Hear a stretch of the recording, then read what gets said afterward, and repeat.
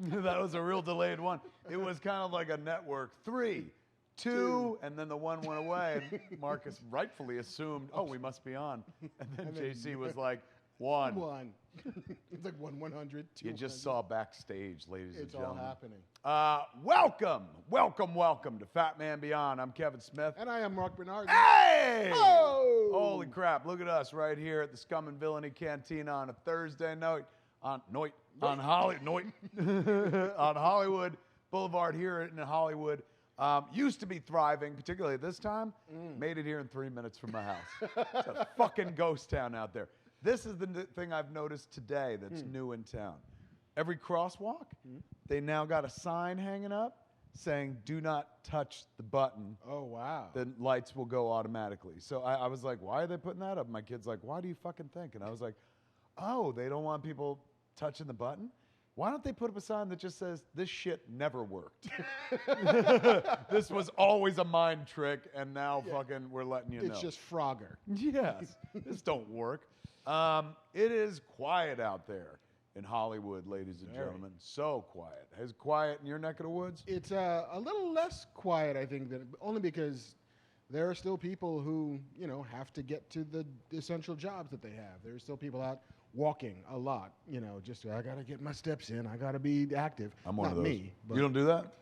I did it early on. Like I did it when I was 16 once, and it's overrated. I walked a place that I got a car and a job, and I don't do that anymore. Got a license. Fuck walking. It's just that out by where I live, it's now 110 degrees.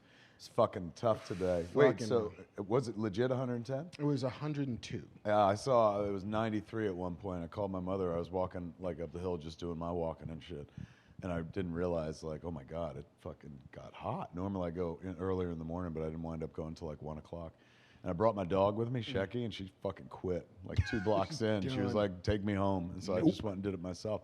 I was talking to my mother, and I realized, before I reached the top, which is Mulholland, that it was probably a goodbye mom call. Because I was just like, and it was so hot. My mother's going, Tiger, just turn around and go down the hill. I was like, can't, must, Rocky, through this in a montage, Mom. Yeah, it was fucking hot today. It's no fucking joke. And like you can kind of hear, I went outside to get a delivery of something that showed up at the house. I don't know yet because I always let the boxes sit for like a day. Do you really? Unless it's foodstuffs. You hear that, Porch Pirates? You roll by Mark's house, you fucking steal all you want. They're like, no, 3 more hours on that package. No, I don't let it sit outside. I just bring it inside and let it sit. What kind of crazy ass science is that you're like, if we wait a day? Because at some point early on, and it's probably since been debunked, but that it couldn't the cocoa virus couldn't persist on just objects and stuff. Right. So like if you let it sit, it would die off if it was on there to begin with. And whatever you need in there, you'll get just as good tomorrow as you did today. That's probably bullshit, but it's still. Sounds like bullshit. In the beginning, we started microwaving every box we got. Take a box, it got delivered, stick it in the microwave. But we forgot we ordered microwave popcorn, and that really fucked up that whole delivery. I'm just writing jokes now, kids. Felt like a bit. Doing a little bit. All right. We've got so much show to give you, ladies and gentlemen. There's always news. Mark's dug up news, but we're not going to get to that. What we've been doing lately is having guests at the top of the show. And I got to be honest with you. In terms of like, nobody wants this. It's terrible, particularly with all the death and stuff. Thank you for everyone who's out there on the front lines working so we can not. The only time we risk ourselves is when we come to this empty bar to do a show. This is not an essential service. No, well, depends who you ask, but we're not truly an essential service. The one good thing that's come out of this though is we've figured out that we could fucking have anybody be a guest. I know, like JC at some point had rigged this bar to be able to do this, and we never used it. Never. We always talked about like one day we should have people Skype in. And we're like, yeah, one day. But it was always easier to have a motherfucker lean on the wall and hit him with a camera. And there was always the like, well, Kev's going to be on tour for like 6 months. Yeah, we could just Skype in at the top of every show, like checking in with Kev on the road. Never did that. Never happened. I could have been on every episode of Black Man Beyond. I could have been your hype man who opens the show. I know. Ladies and gentlemen, give it up for Marcus himself, Mark Bedard. You could have been our senior white correspondent. That's right. Reporting from the road. Here I am in Tennessee, Mark. How do you think things are here? What's the weather like? White. I thought so. White. So yeah, in the future, fuck it, man. We're gonna have everybody. Hell yeah. I'm gonna start hitting. Fuck the future. We might just keep doing it. Like I was driving here today, going like, I know a guy who played Batman. I should ask him if he wants to. Skype fucking in. Yeah, it'd be one thing if it's like, hey man, can you come down to the bar? I mean, I don't know, dude. People might recognize me and stuff like that. But here, people might recognize Batman. Maybe, I don't know. But here, if you give him Skype him in. Yeah, fuck yeah. Didn't even have to pull pants on. I'm going through my fucking Rolodex this week. Hell yeah. I'm gonna find everybody and just be like, Thor, what are you doing? Yeah, Chris Hemsworth, can you Skype with us? He's such a nice guy. He might say yes. Yeah, sure thing, mate. What do you need? Yeah, I'd be like, oh my God, I feel so bad because he's so Australian and nice. He just says yes and shit like that. But what time is it for you, Chris? Yeah. 3 o'clock a.m. 2 a.m., mate. How is it down in America? And I was like, what? Oh my God, I'm so sorry. But yeah, we could do this. Did you see he did the Netflix watch along for his Netflix movie? And after an hour, they were like, Chris, you can go. And he was like, nah, I'll stay. He's a good out. boy. Raised right, that kid. Oh, did you watch that Netflix movie? I haven't seen it yet. Extraction? Bonkers? It doesn't stop. Like it is a fucking relentless action movie, man. It is good. It's really good. Like it reminds me of that. Like as I watched it, I was like, holy shit, I wish my father was alive. Because this would be his favorite movie of all time. Like, this is a perfect film. Why can't you make shit like Extraction? That's what I'd be hearing and stuff. Chasing Amy. Fuck that. Extraction. Chasing Hemsworth. Yeah, he's doing the chasing. Now, that's an action movie, Kev. It is really good. It was legit good. But yeah, so anyway, since we've been doing this, we've learned we have the ability to Skype in guests. The power to cloud men's minds with a fucking Skype or a Zoom of a guest coming in. So going forward, let's do more of this. Yeah. Hey, East Coasters, like fucking, who we should talk to? Like everybody. That's the thing. I don't know why we're limiting ourselves. Like people from Metropolis, people from Gotham. Fucking all, Coast City. That blew up depending on what year of DC Comics you're talking about. But we could get some East Coast folks chiming in and stuff. Scott Snyder, like hell yeah, getting people that like work on this shit who we have heard over the years like the show, but Benedict Cumberbatch from London. We can get like international motherfuckers. I don't know if we can get him, but I do know Scott Mosier. And Benedict Cumberbatch was a voice in the Grinch movie. Hey, Scott, how you doing? Like, do me a favor. Scott, do me a favor. Give me Benedict Cumberbatch's number. He's like, are you fucking kidding me? I'm like, your no. hands clean? Great. Get your phone. He goes, text me. You trying to cast him in a movie? Why don't you go through your agent? I'm like, no, I want him on my podcast. You don't ever want me on your podcast. And there's a dude who knows a thing or two about podcasting, Scott Mosier. But he's been in the trenches. He's been in the trenches, but I'm sure he'd be like, hey, man, I just started my directing career. I'm not going to fucking blow it so you can have some Skype buddies. Why don't you call Affleck? I'm like, maybe I will. I'm pre-having this fight, so me and Scott don't have to have it when I ask him for Benedict Cumberbatch's number. You're gaming it out. This is your one finger you're holding up. Totally. I've went through 14 billion fucking versions of reality, and there was only one in which Scott was like, here's Benedict Cumberbatch's number. Don't abuse it. And I was like, all right, and then we Skyped him. So we'll be doing it more and more. Yeah. We did it, of course, we had Jim Leon. That was exciting. We had Steve Jeppy last week. That was great. Tonight, we got another guest, man. We're gonna. Do we have our guest? Should I give you a heads up? Probably. Dialing our guest up, JC. Ooh. Sitting at the table, as you see him, ladies and gentlemen, the loneliest bar owner in the world, Sam Malone, sitting right there. His Diana's at home. I'm hearing ourselves, of course. There you go. It's still happening. Yeah. Well, it's on her end. Oh. All right. But we'll get right to it then. So, of course, as per usual, kids, like, it's we're just crowing about, we can have guests, but, we're figuring shit out We're as we inventing the go. wheel as we go. Yeah, totally. So it's not like technically fucking insanely technically proficient, although most of the late night shows, I've been told from an inside source, are also not like, fucking, they're Zooming and Skyping, but that ain't live. Not a lot of live. They're not a lot of live. And this is the one thing that blew my hair back. This is something I heard this week. There's a department that they got now where they're just digitally erasing earpods from everybody's ears. Because in order to do it, they always tell you, like, you got to put in headphones, otherwise you hear the echo like we heard and stuff. So people are naturally putting in their earpods and stuff.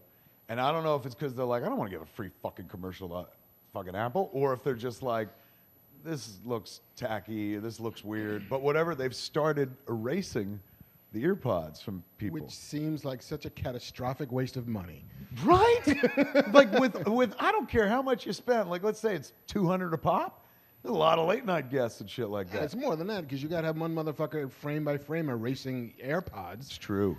That seems like, let Apple have a little bit of, we all know what they are. Yeah, no doubt. What are you hiding? It's not like they got dick and balls on them or something like that. It's an earpod, for heaven's sakes. Unless they got the very special custom dick and balls. The AirPods. ear scrotum that some people like to stick in your ears. You see them walking around with dangling balls and stuff like that. Like, oh, that's blinged out. Yeah, and festive. So, yeah, man, lucky enough, we figured out our tech stuff. And mercifully, we got a legit guest, man. We got true talent joining us on the show tonight, ladies and gentlemen. There is a TV show that's beginning very soon. Yes, I think within weeks. Within seconds. I think it begins in May, right? It's a new CW show, and it's made by our friend Jeff Johns, man. And it's based on a character that Jeff created while he was writing comics at DC and stuff. And the show, of course, is Stargirl. Let's watch a clip. I'm kidding. We don't have that ability yet. That's, hold on. Let me pull out my phone. Yeah, Get the trailer. Hold it up to the camera, Mark. If you haven't seen it, you can jump over, pull up another window, go to YouTube and stuff, pull up a trailer, and you can watch it while this is going on. Show looks absolutely phenomenal, man. It was originally, I think, going to DC Universe, and now it's Full CW. Full CW, which is like huge for the show. But we get to speak to the title character tonight, ladies and gentlemen, the actress responsible for Stargirl. You've seen her in the spots. Perhaps you've seen the episode, because I saw some people online did get to see it already. Like, Did I guess, like Tastemakers. critics and shit like that. Yeah, tastemakers. But you know her, you love her. She's your Stargirl, and she's going to be your Stargirl for the next few years. Fingers crossed. Man, those CW shows run forever. Yeah, they don't go anywhere. Oh, my God. Those Supernatural boys, they're 96. And they've been doing that show since they were in their 20s. So you're seeing somebody tonight who is going to be on the CW long after we all pass away, ladies and gentlemen. For the next 75 years. For the next 75 years, the face of the CW is going to be tonight's guest, Stargirl herself. Give it up for Brec Bassinger. Bassinger, you there, Brec? I'm here. Oh, my God. hear me? How are you? I'm good. I want to see this granny Stargirl. That sounds great. Oh, well, it's a star matron by that point, I think. I know. Well, no, because Star- just because she ages, they're going to keep a girl. Girl's marketable. Supergirl, Melissa, she's like 86, and they still call that show Supergirl. Golden Girls. Brec, That's a president. how excited are you, man? You're about to join the ranks of all the heroes at CW and with your own darn show. How does this feel, man? It's hard to find words to describe the feeling. Like you said, I didn't know it was going on CW from the beginning because it was supposed to originally just be DC Universe, which is a great streaming service. But now that we're on both, it's that much bigger, that much better. Can't find the word. I'm so excited. Also, I've been working on it for almost 2 years at this point, and so it's time. I'm ready for the world to see it.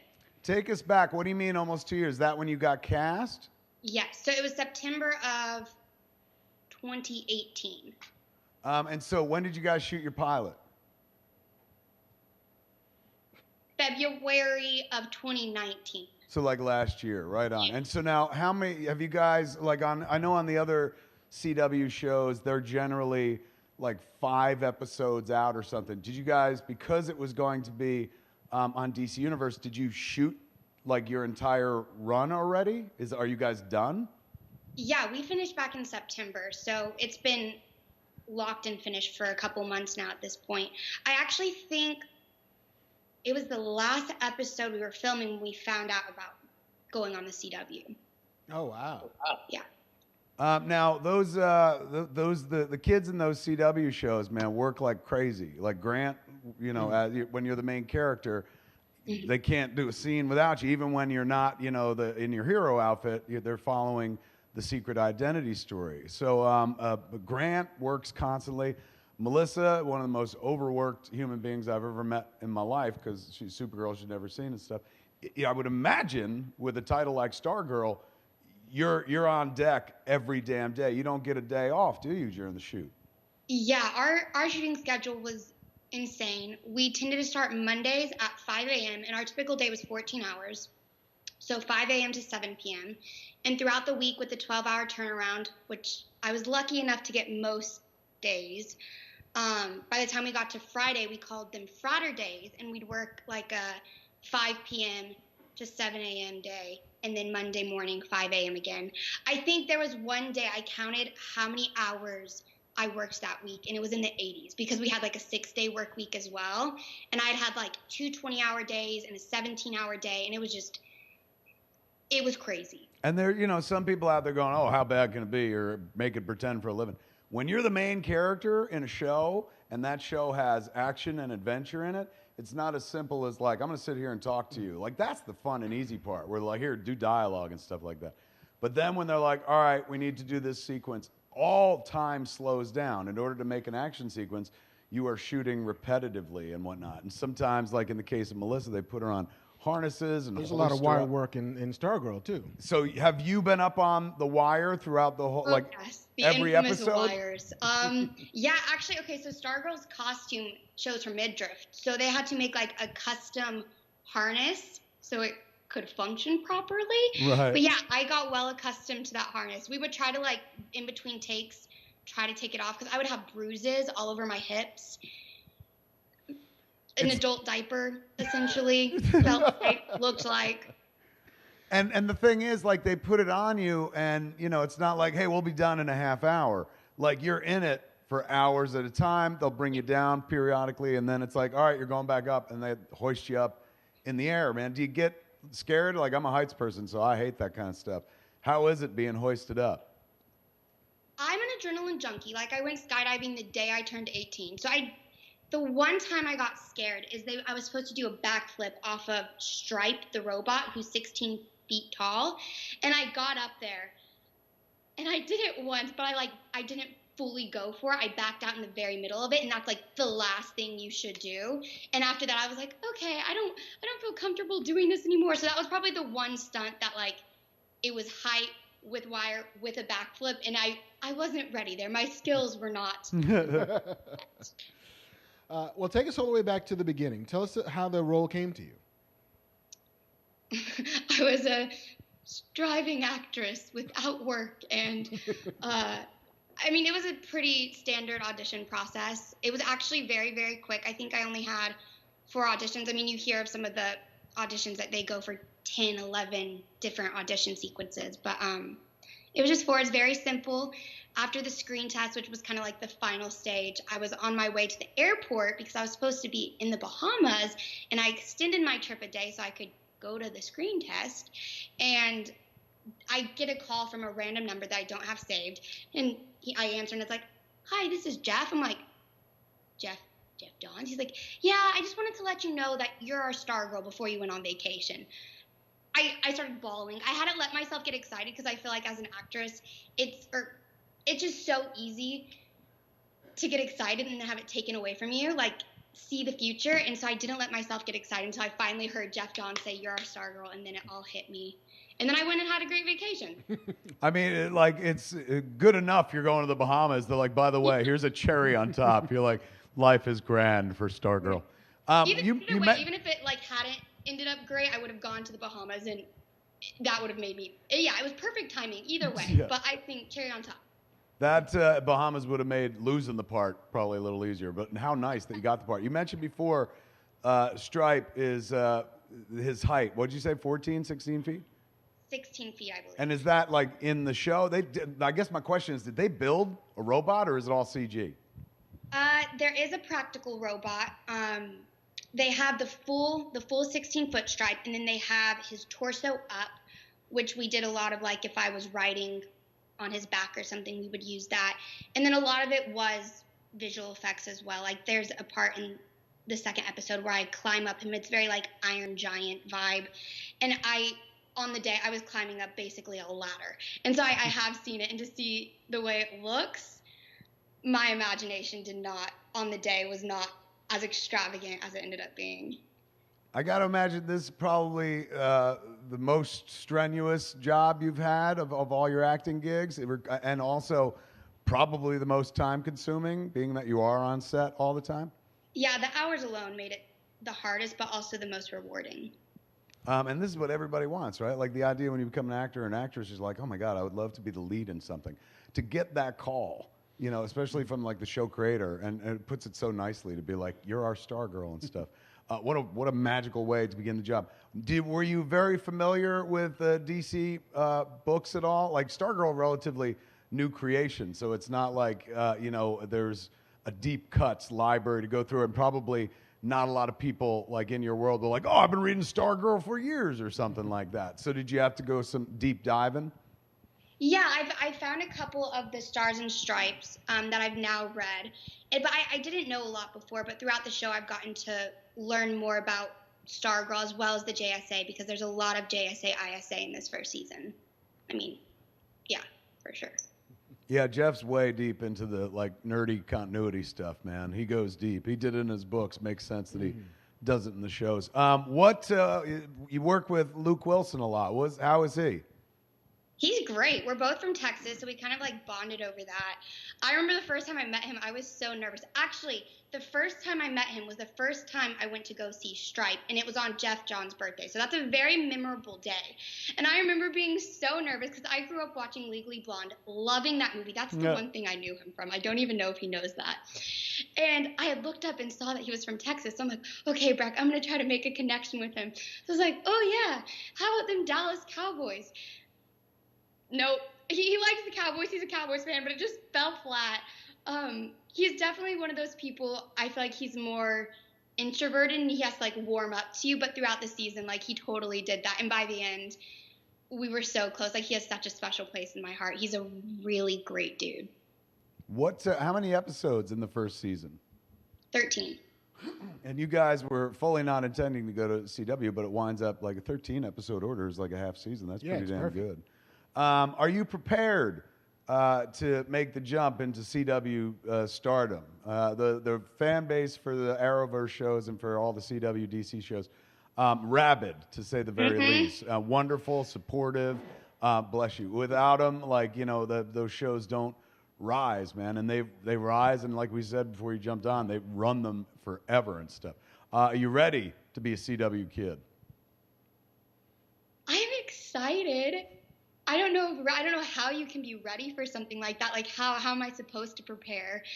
I'm a little nervous because I know comic book fans in particular can be very specific to what they have pictured and imagined, and I want to like meet their expectations. So there's a little bit of nerves when it comes to that.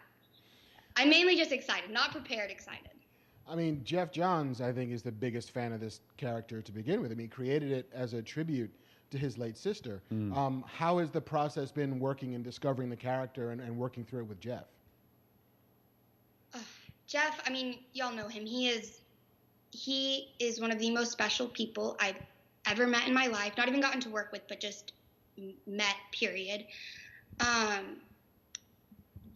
Well, I feel like where Stargirl comes from, the meaning behind her, I did feel some pressure because I feel like I feel like he has expectations for what this role means, and I wanted to live up to them. I wanted to do this for him, and he's just so gracious and kind. I feel like any pressures I had towards that in specific, he just went away. He's so complimentary. And when it comes to like the comics, like I read those, and he was like, yes, follow those, but don't word per word take that Courtney, because I don't like in volume 1 and 2, like she's very almost spunky, rude.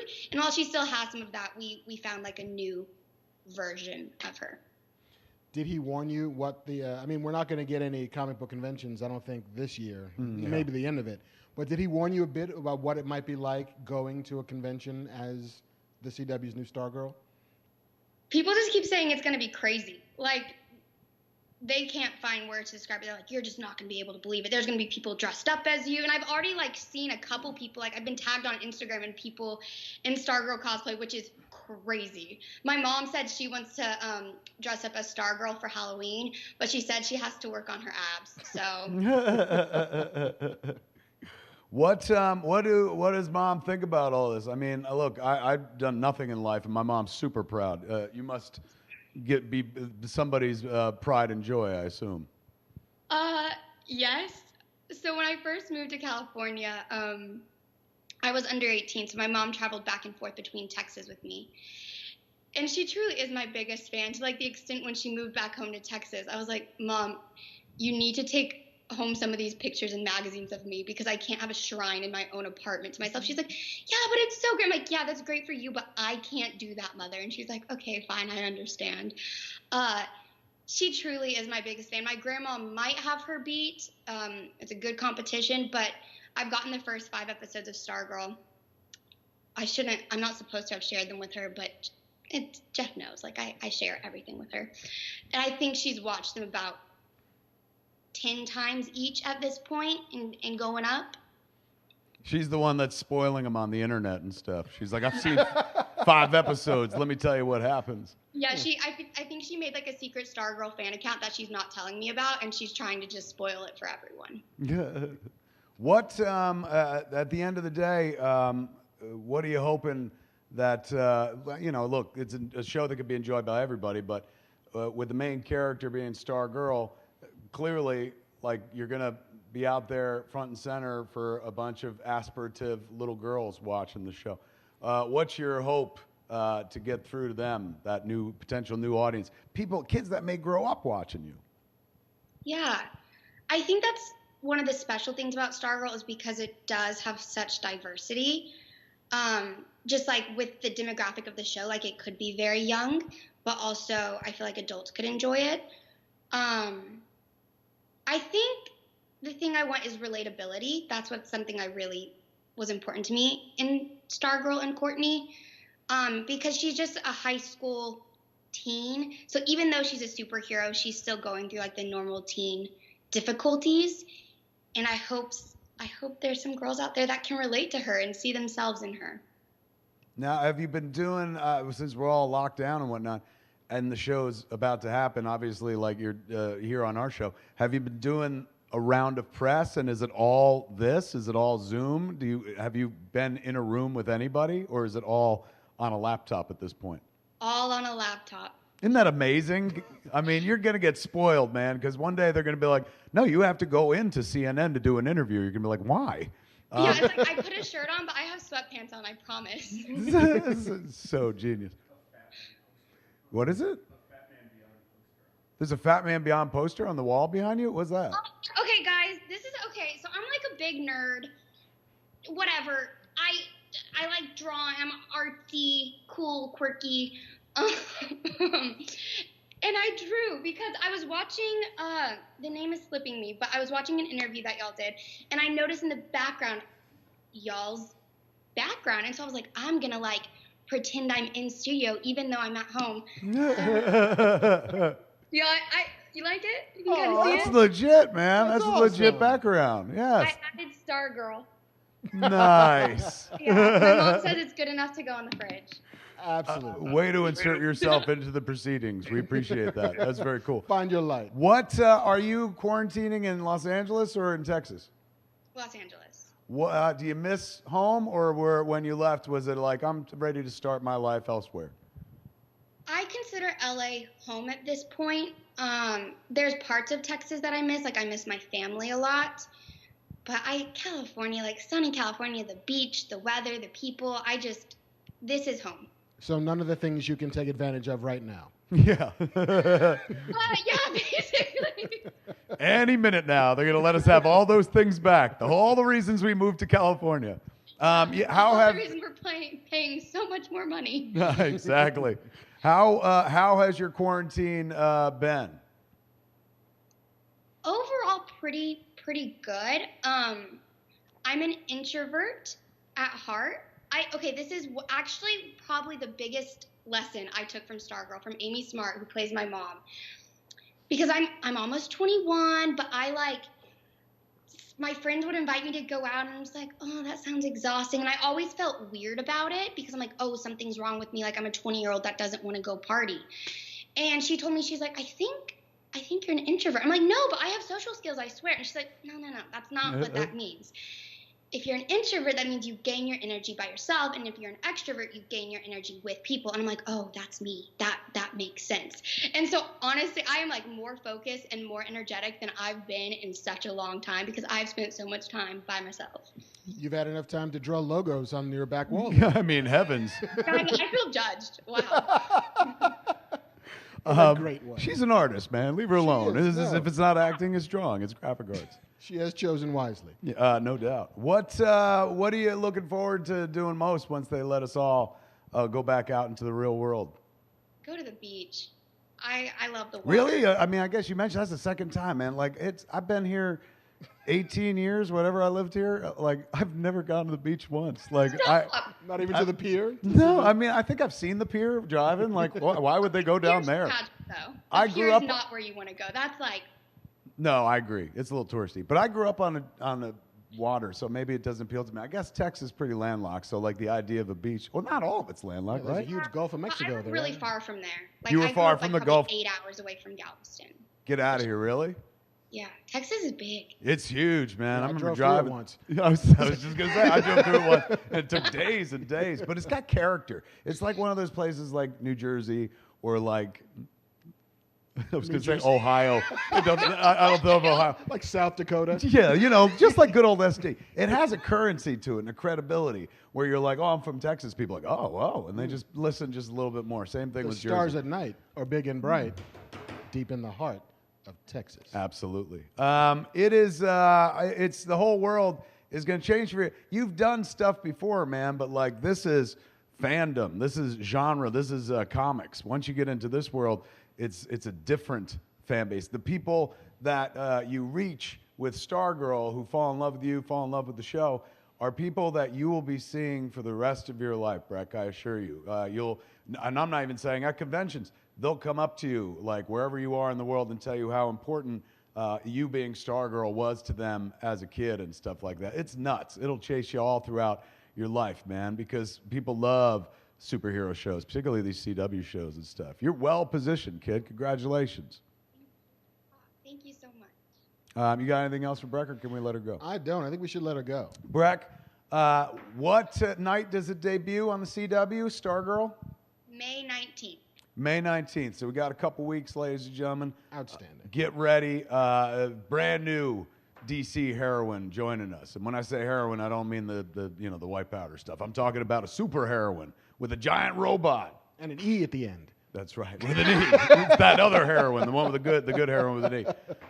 Thank you, Brec, for making the time on a Thursday night, man. I look forward to watching it and stuff. Hey, let me ask you this. I know they do multiple episodes of this show. Do they need a director next season? Can you ask somebody? Can you ask somebody over there? I've met Jeff a few times. He might remember me. Pass on my name. He might. Yeah, I think we're breaking up. My house is going through a tunnel. Damn it. Why does this always happen to me? Thank you so much for being here tonight. Everyone give it up for Brec Bassinger, ladies and gentlemen. We applaud like this. Congrats, Stargirl. How awesome is that, man? That was so great. Kid's got her whole life in front of us. You and me, almost dead. Yep. Almost finished. It's all downhill from here. It is. We're all finished. And look at her. She's just starting out her bright, shining life and stuff. That's awesome. She's cool, man. She's funny. She is you wouldn't think that she was 20 years old in her first starring role in a TV show. That girl is 20? She's 20. I'll tell you what fucking almost stopped my heart. I almost had a second fucking heart attack when she was like, Amy Smart plays my mom. I'm like, what? Hold on. What do you mean your mother? And I guess that tracks. Like, Amy Smart's not 12? No. yeah, that's crazy. We've all grown up. I look forward to watching that. That sounds fucking dope, man. Yeah, I'll tune I'm in. always happy for Jeff, too. He's such a fucking good guy, such a nice guy. And I know how much that character is meant to him and stuff. And I could hear, like when she described him calling up, be like, I just want to tell you before you go on your vacation, you're our Stargirl. That is such like a Jeff Johns classy move. You know what I'm saying? Like most people in the studio will be like, oh, we'll talk about this and like we'll get back to them on Monday or whatever. Here's this, she's about to go away, Brec, and stuff like that. And, vacation's cool and take your mind off and stuff. But no matter what you're doing, you're going to be thinking about, I wonder if I got that part and stuff. And he's just human enough, humane. He's a fucking humanist to like put her out of her misery and be like, you did get it. Now enjoy your fucking vacation. Could you imagine me in that, having that kind of wonderful first world life? Oh my God, I want that. I want that magic phone call. Did you ever get a phone call where somebody was like, I choose you? Like for a job or whatever? Or we always just hired in a room? No, I've gotten calls like that. I've also gotten calls on vacation saying, we're laying you off. So. I remember that story. You're like, I've been to the other side of that spectrum. I hope you enjoyed the first half of your vacation because I'm about to change your life. That's true. She had the opposite situation of what you used to have, man, when you were away. And they're like, by the way, keep vacating. Yeah, just don't come back if you don't want. Yeah, you ain't got no point. You're done. Yeah, we can ship your shit to your house. That's fine. How nice, man. That's fucking dope. I look forward to watching that. It's always nice meeting somebody on the rise. Yeah, right? Like, think about it. She's probably like, she's going to work forever and shit. We're going to be old men. One day, fucking, maybe she'll be like, didn't you guys talk to me in a bar online as she's winning an Oscar? And we're like, yes, we were Stargirl fans. Welcome to old FatMan beyond. Remember you drew us on your wall. Did she draw us or did she copy it? I think she drew us, man. And I think it was like an old school Batman Beyond. It was the old artwork, man. It was FatMan on Batman. Yeah. I mean, that's deep cut. Or it's deep cuts and legit. And she added herself to the artwork. She'll be hearing from our fucking lawyers.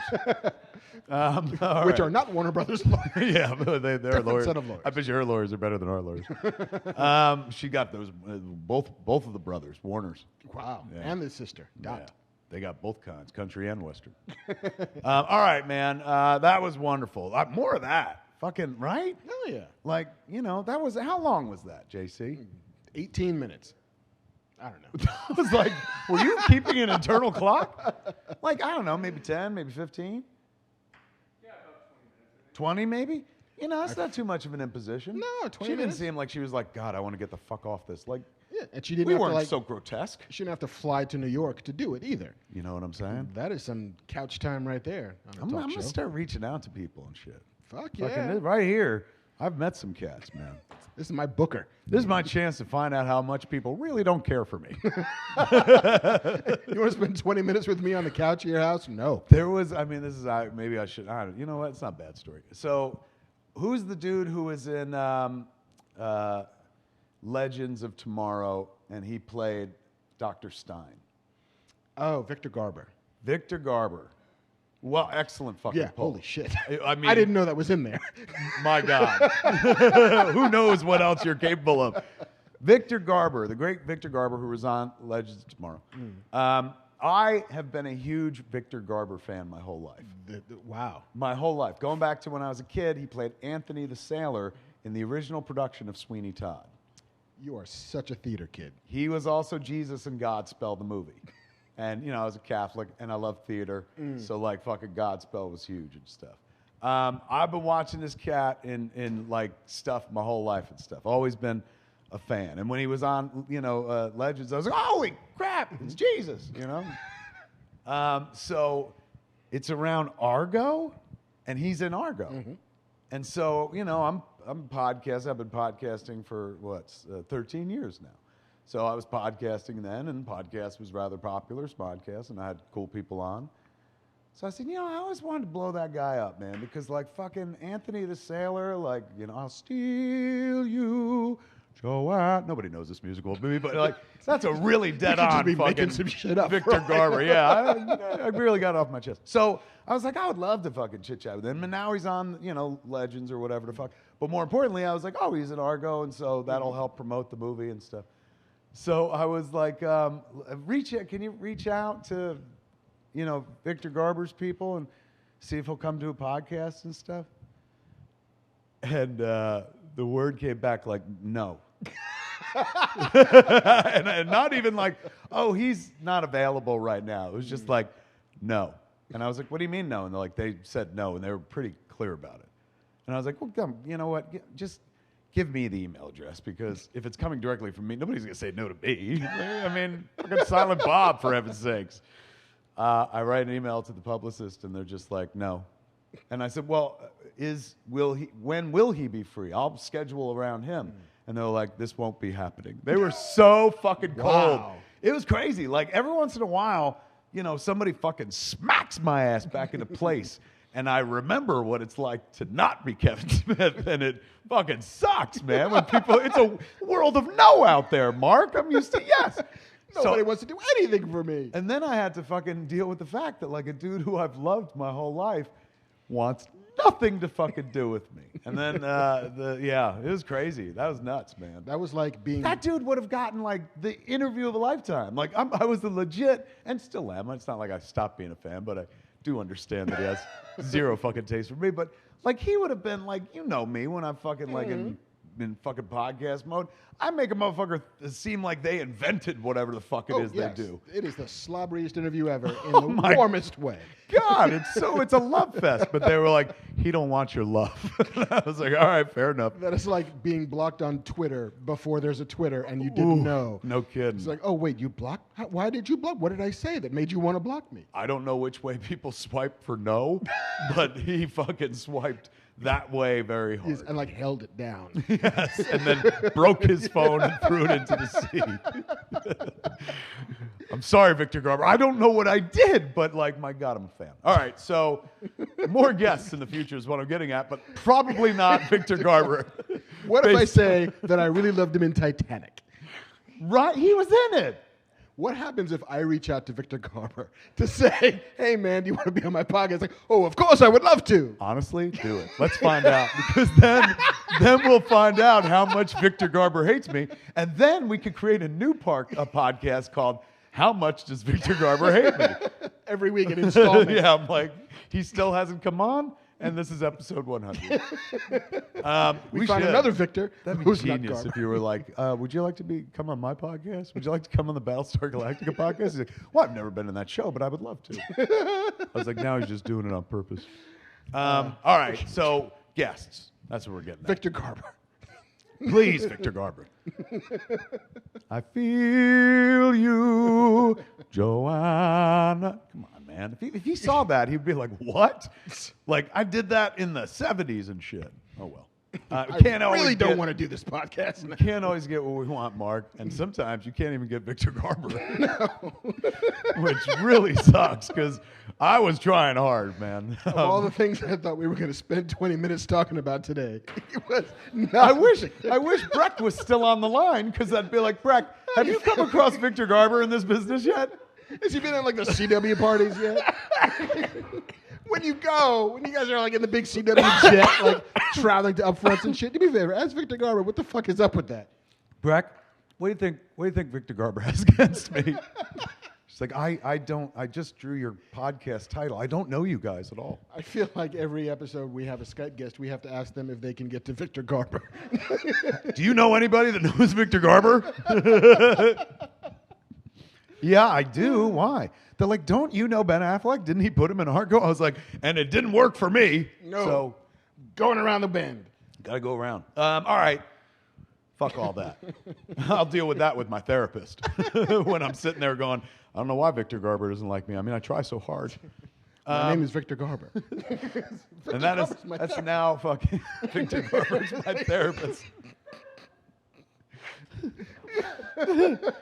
I said, fucking Victor Garber won't answer my calls. Victor Garber won't listen to me. And the doctor goes, well, just, you might want to go watch a Victor Garber movie. I'm like, but doctor, I am Victor Garber.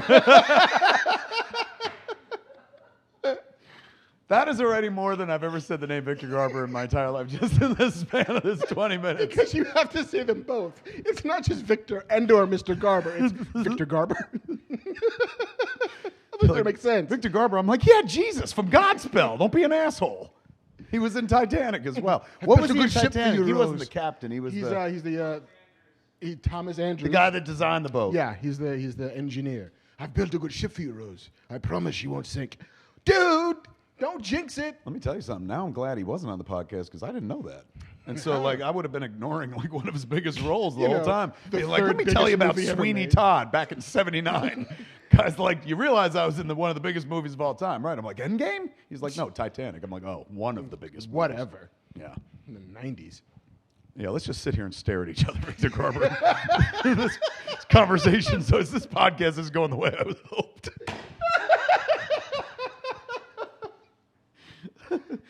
He's just sitting there like, should have listened to my fucking publicist. I said no twice. I don't even know what I'm doing here. Third time's a charm, I says to myself, but no, it isn't. I mean, he seems to know Joanna from fucking Sweeney Todd. I said I'd come on the show. What a waste of time. He seems a really big fan, but no, he just wants to sing at me. You know, I like and respect Ben. He's usually very smart, but he did the wrong thing in picking this idiot as a friend. All right, that's enough of the fucking Victor Garber antics. We got to get down to a show. Nobody tuned in for this. Although the 3 hardcore Victor Garber fans out there who are fucking dying are like, this is the What's happening now? best show ever. More Garber humor. I'm a Garber baby too, damn it. I'm going to rewatch this. That made me laugh. All right, so fuck all that. We gather together to ask the Lord's blessing, ladies and gentlemen. We chasten and hasten his will to make known. And we come here once a week in this gathering spot because we want to know what's going on in the business, man. One of us used to be a news hound and shit. Apparently got no leads on Victor Garber, but fuck. He's tracked down news as he always... Damn it, Kent. Get me Garber. Yeah, get me Garber. Great Caesar's Ghost. What do you mean he said no again? You know what I watched before we jump into the news? So I did a watch-along. Yes. For Warner Brothers of a Superman doc, Look cool. Up in the Sky. And it was wonderful, man, because it's like a whole walk through, Superman's history up to Superman Returns, because this, I guess, was a feature on the DVD or something like that. And so they're doing this DC Tuesdays thing where people, like, they watch along and fucking tweet along. And they're like, you want to do this Superman doc? Oh, my God, absolutely. So it was fun. It was a blast while I was doing it. But as I'm watching it, like, you're going through the history of Superman and from the comics and all the TV shows and movies and stuff. Number one, made me really want to watch Smallville. Really? Oh, like, like I was like, are you shitting me? Is this what Smallville was? Like, I really missed out. Jason was always telling me, he's like, you got to watch fucking Smallville. I was like, does he wear the costume? He goes, no. And I was like, then I ain't watching it. No flights, no tights? Exactly. Oh, and I feel like I missed out, man. I really do, based on what I saw. But at the end of it, then they finish up in Superman Returns, and Brandon and that whole flick. So at the end of the thing, I was like, "Fuck, I haven't seen this movie literally since it came out. I'm gonna fucking watch it again." So I kicked back, and it was like a cheap rental, man. It was like 99 cents, I think. And I watched Superman Returns on iTunes. Yeah. When was the last time you saw it? God. 10 years ago, maybe? Probably like back when it was out, Yeah, right? like probably when it first hit cable after release. It's beautiful. It's like Bryan Singer was never there. I mean, I guess. Yeah, we should ask Olivia Munn how often he was on that set. It's like a beautiful looking movie, shot within an inch of its fucking life. Gorgeous. And it means well. You know what I'm saying? It really does. But like, A lot of enthusiasms. I forgot in the third act, like my big issue with it when I first saw it back in the day, it wasn't a big issue, but I was like, oh, is that like at the end, like, he's fighting Lex Luthor, but he doesn't fight Lex Luthor. He's got to pick up, spoilers, that Kryptonite Island that's, blown up out of the water and threatening Metropolis and the rest of the continental United States. So at the end of the day, there's no like... There's no punching. It's literally the antithesis of Man of Steel's third act, where he fights everybody. Where he's like, "You Zod, come here. You, the lady, come here. You Lois Lane, let's go." Like there's fight action. And there's bodies in the. Oh my God, it's crazy. It's like I remember watching that movie the first time, Man of Steel, and being like, all right, well, he beat Zod, so it must be over. Let me get my coat. And then it went on for another 20 minutes where they destroyed the city. I'm like, this is fucking action. Superman Returns is like the opposite of that. The third act, like, he punches an island. That's the big like he fights the island. He cuts it with his lasers and takes it up to the It's a sky. test of will. Yeah, which is like, and I ain't taking anything away, going like, you know, but he's Superman. So at the end of the day, like, let's. But then again, like this movie is a love letter, if there ever had been, to the 77 Dick Donner Superman. Very much And so. the end of that movie is not, I'm going to lift an island into the sky. It's, I'm going to race around the Earth a lot. There's no punching at the end of Superman the movie. Good point. It's, here's a guy doing an incredible athletic feat. Which I guess is what they did in Superman Returns. They So how come I was okay with him spinning? And to be fair, I'm not technically all the way okay. Even as a kid, I was like, you can't fucking do that. Like, fucking. It don't make no sense at all. But then somebody told me years later, like in my mind when I watched that movie, he spins and the Earth reverses and goes backwards. Right. And that turned back time, which I was like, even as a kid, I'm like, bullshit! I know how time works. Yeah, I don't that's really, not but even it one of doesn't his do that. fucking powers and shit. But somebody told me, they're like, no, you're being literal. When he went backwards, he went back in time. He didn't turn Earth backwards and then like fucking like. That in no way is how I read that. Yeah, that's what I said. I'm like, what are you talking about? They literally represent it Like, because the Earth stops and then starts and spinning goes in the other direction. So, I mean, you know, and I met Dick Donner, and I should have asked him. Like, number one, I should have been like, do you know Victor Garber? And then the second thing I should have asked him is, let me ask you something. What did you mean with that whole spinning the Earth backwards? Was it literal? Was that like, you know, fucking him, do you think if we turn the Earth in the opposite direction, time goes backwards? Was that the thesis of the film? I thought He's like, that's... as far as I know, it might. Yeah, he was Nobody's like- done it before. He was like, I made that movie in the 70s. Grow up, Kevin. Yeah, I was on so much acid, man. Everybody. What is your read on that scene? on the spinning the Earth, he absolutely makes time reverse order. And then he puts the Earth going back in the right direction. Right. It's like he's just like, he moved the dials of the clock back to before Lois Lane dies, Boop, and then moves and it then forward. starts it back forward so that he can save her. But why not? He didn't give a shit about anybody else. But wait, but why did he start it? All right, so you rewind it, and then you get it start. He didn't go back to the future. So wait, let's fuck with this for a second. Okay. Superman is in. Let's do it here. You and me Right. are like, holy shit, our wives fucking fell into a crevice in the desert. Make it dark, sure. Well, that's what they did. So we got to fucking turn back time. Yeah. Victor Garber fell into a crevice in the middle of the desert. Oh my God. I would physically turn the Earth backwards to save his life, and he still wouldn't be on my podcast. Like, we got to save Victor Garber. They're like, why? I'm like, because it's the right, A, it's the right thing to do, and B, maybe he'll finally be on my podcast. Like, not bloody likely. I'm like, what? What'd you say? He won't know you saved him. All right, so you and me are here in this moment in time. Yes. But we have to go back in time. JC, can you grab me a water, man? I'm like, I was going to Like, go. an event happens in Thank you. in the recent past. Yes. We got there too late. Yes. Is what happens to Lois Lane. Yes. You know, he's busy So saving. he leaves that present moment in time. Yes. And he goes back in time, Right. Flies into space, screams around the Earth like 1,000 billion times, as you do. and the world stops on its axis, goes the opposite way on its axis. Everything kind of like sucks back up, and you see like trains coming back onto the tracks, and you see the rocks that had fucking collapsed in that dam come back onto their tracks. And then it stops again, and then he spins it going forward. And then, so what? Does he, Does he do all that other shit again and save all those other people? or does he just live in that moment from where he stopped time? Because technically he's a time traveler. He left a place and then doesn't go back to that place. He lives in what is then the present. Right. Like, technically, there would have been another Superman. Yes, that's what I'm getting at. Right. One that failed. And maybe what he should have done is go back in time and beat the shit out of that Superman for fucking up. Well, there's only the Superman who did everything else but save Lois Lane. Yes. Who still does everything else but save Lois Lane. And he, now as Superman Mark II, Yes. is able to save Lois Lane when Mark I couldn't. So for a brief moment in time, there's two Supermen. Does he know that? I don't know if he knows that. I mean, Did Dick Donner know that? again, cocaine is a hell of a drug, so I'm not entirely sure. This is anybody probably blamed him. modern thinking, right? Like, nobody in the '70s was like, "Hey, there'd be 2 Superman." Honestly, A bunch of people from the '70s like, "Fuck you, we had math and science.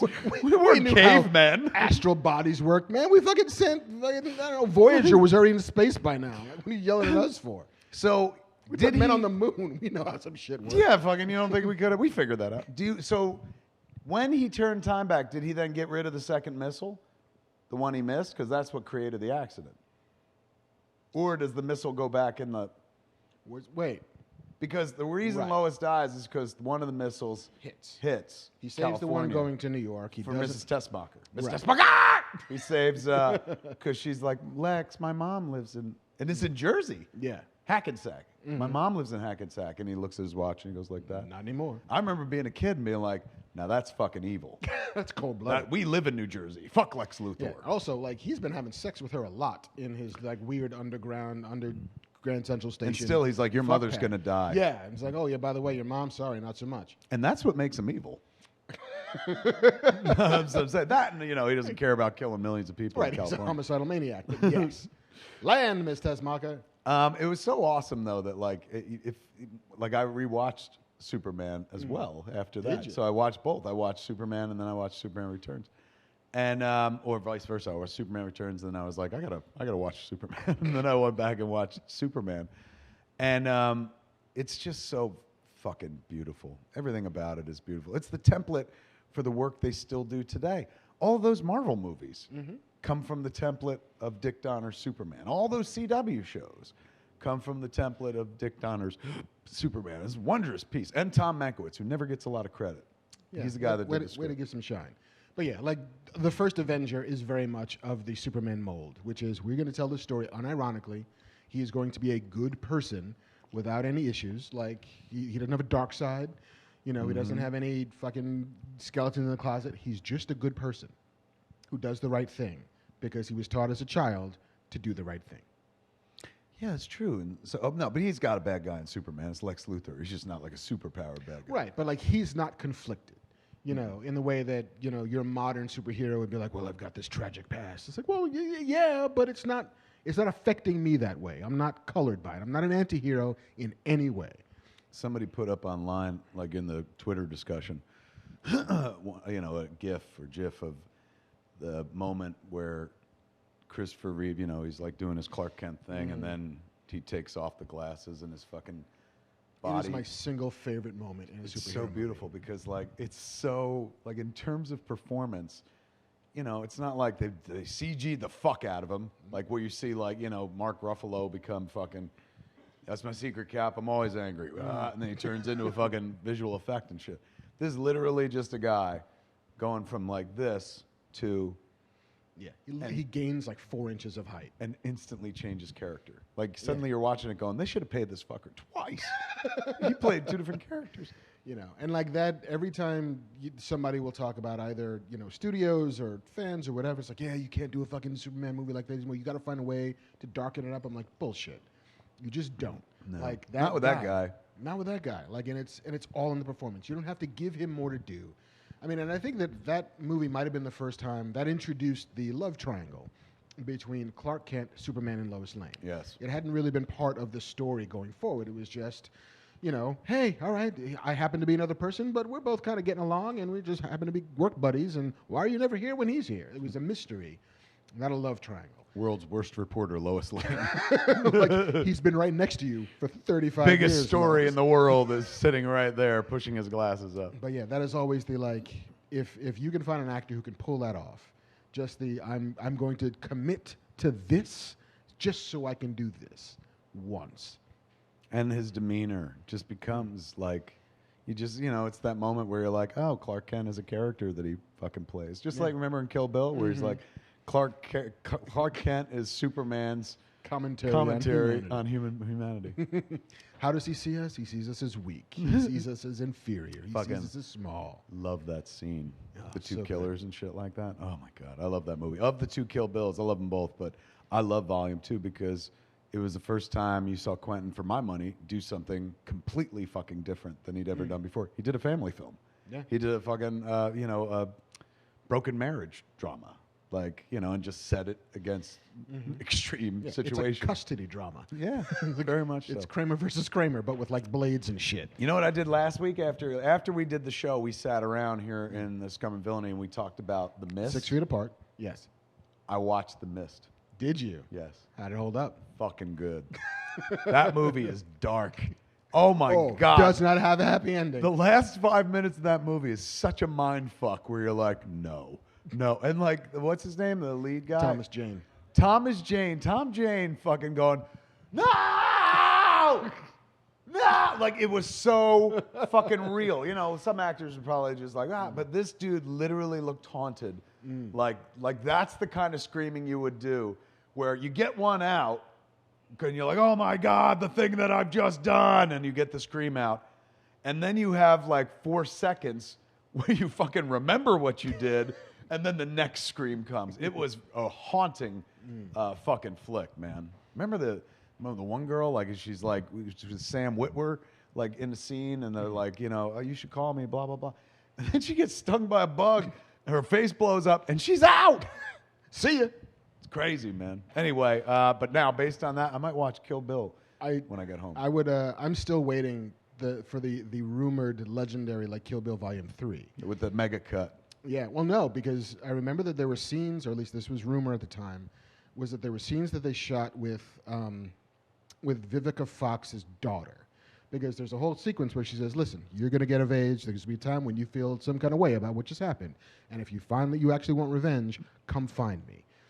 And 3 was supposed to be about that girl growing up. Oh, so you're not saying they shot something. They shot a scene or two with that little girl at that time. But it was all supposed to be about that girl at 23, 24 years old who goes after Uma Thurman for having killed her mom. Number one, I remember that scene, but I'd forgotten. Number 2, I now demand this movie. I won't wait. I know he's like, I've got one more film coming. Fuck you. Yeah, it better be this. Yeah, I want to see the movie that Mark just described. That would be genius. Who plays the character? Who plays Vivica Fox's daughter at this point? She's got to be how old? About 20, 23? Uma Thurman could be the same age she is right now? Uma Thurman is what Uma Thurman is, so I guess that's Zoe now, Kravitz? That'd be cool. Right? That'd be cool. She's got the look of a killer about her. She's about to be Catwoman. Mm-hmm. Who else? Issa Rae. She'd be funny. And she seems imposing. Yeah. Amanda Sternberg, who was in The Hate You Give. She's great. Right. Fucking Willow Smith, if you want her. Get Big Willie Styles' kid. Whip your hair back and forth? Hell That's yeah. how you call her. How do you call her? Whip your hair back and forth. She shows up. It's like the bat signal. Fuck, I want to see that movie. That's a good idea. I know. I mean, it's not mine. It's Quentin's. Well, come on, Quentin. Fucking come through with your promise. Never Make mind good. getting married and having babies. Make Kill Bill Volume 3, for heaven's sakes. He's got a kid now. Oh, good for him. Yeah, he just had a baby. All right. We gather together, ladies and gentlemen, because we like to find out what's going on in the news. And Mark has gathered some news for us. Mark, hit us with the news. The first one I'm going to declare officially a rumor because I found it reported on a site that I trust, but the source was from a site I've never heard of before. Okay. The rumor is that Disney Plus and Marvel are developing an Ironheart live-action TV show. Are you fucking shitting me? So I who might is it? be. Riri? Yeah, Riri Williams. For those that... Fuck, I was about to explain fucking Ironheart to people that watch FatMan and Beyond. Wow, really? Yeah. So wait a second, Mark. Mm-hmm.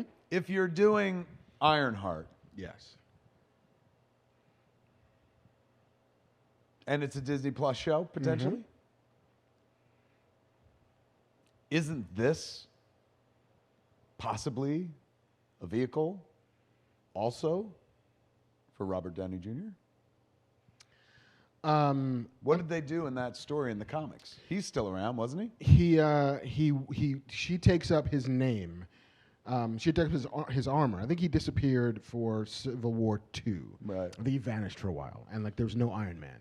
And so she, a 15-year-old girl, an engineering genius attending MIT, she builds her own suit based on the Iron Man armor.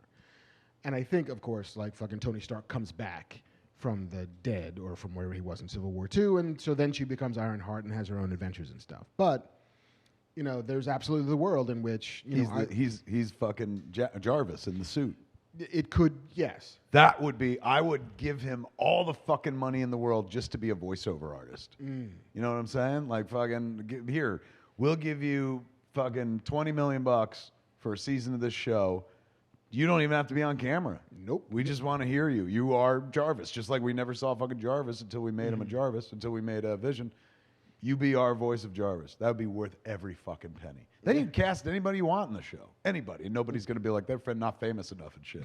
Be like, yeah, well, guess what? Guess who's here? The narrator is about as fucking famous as it gets. I mean, the other way, I remember when Black Panther had come out, there was talk about sort of rejiggering the Ironheart story and making it so that Shuri would become Ironheart. Oh. Like I thought she becomes Lady Black Panther.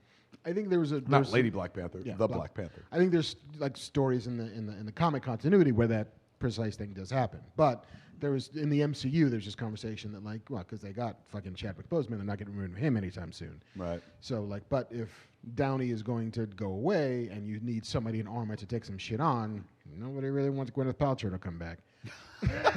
I'm just saying. Throwing a little shade at the goopster. I even did it with my mouth. I know, just like fucking vagina candles.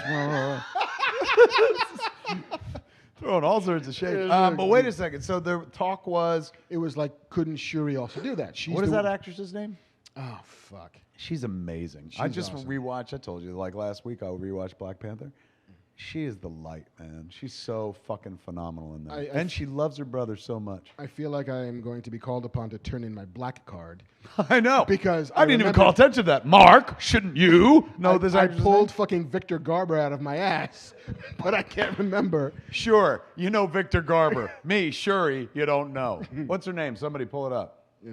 Letitia Wright. That's Thank you. it. She's I'm so fucking sorry.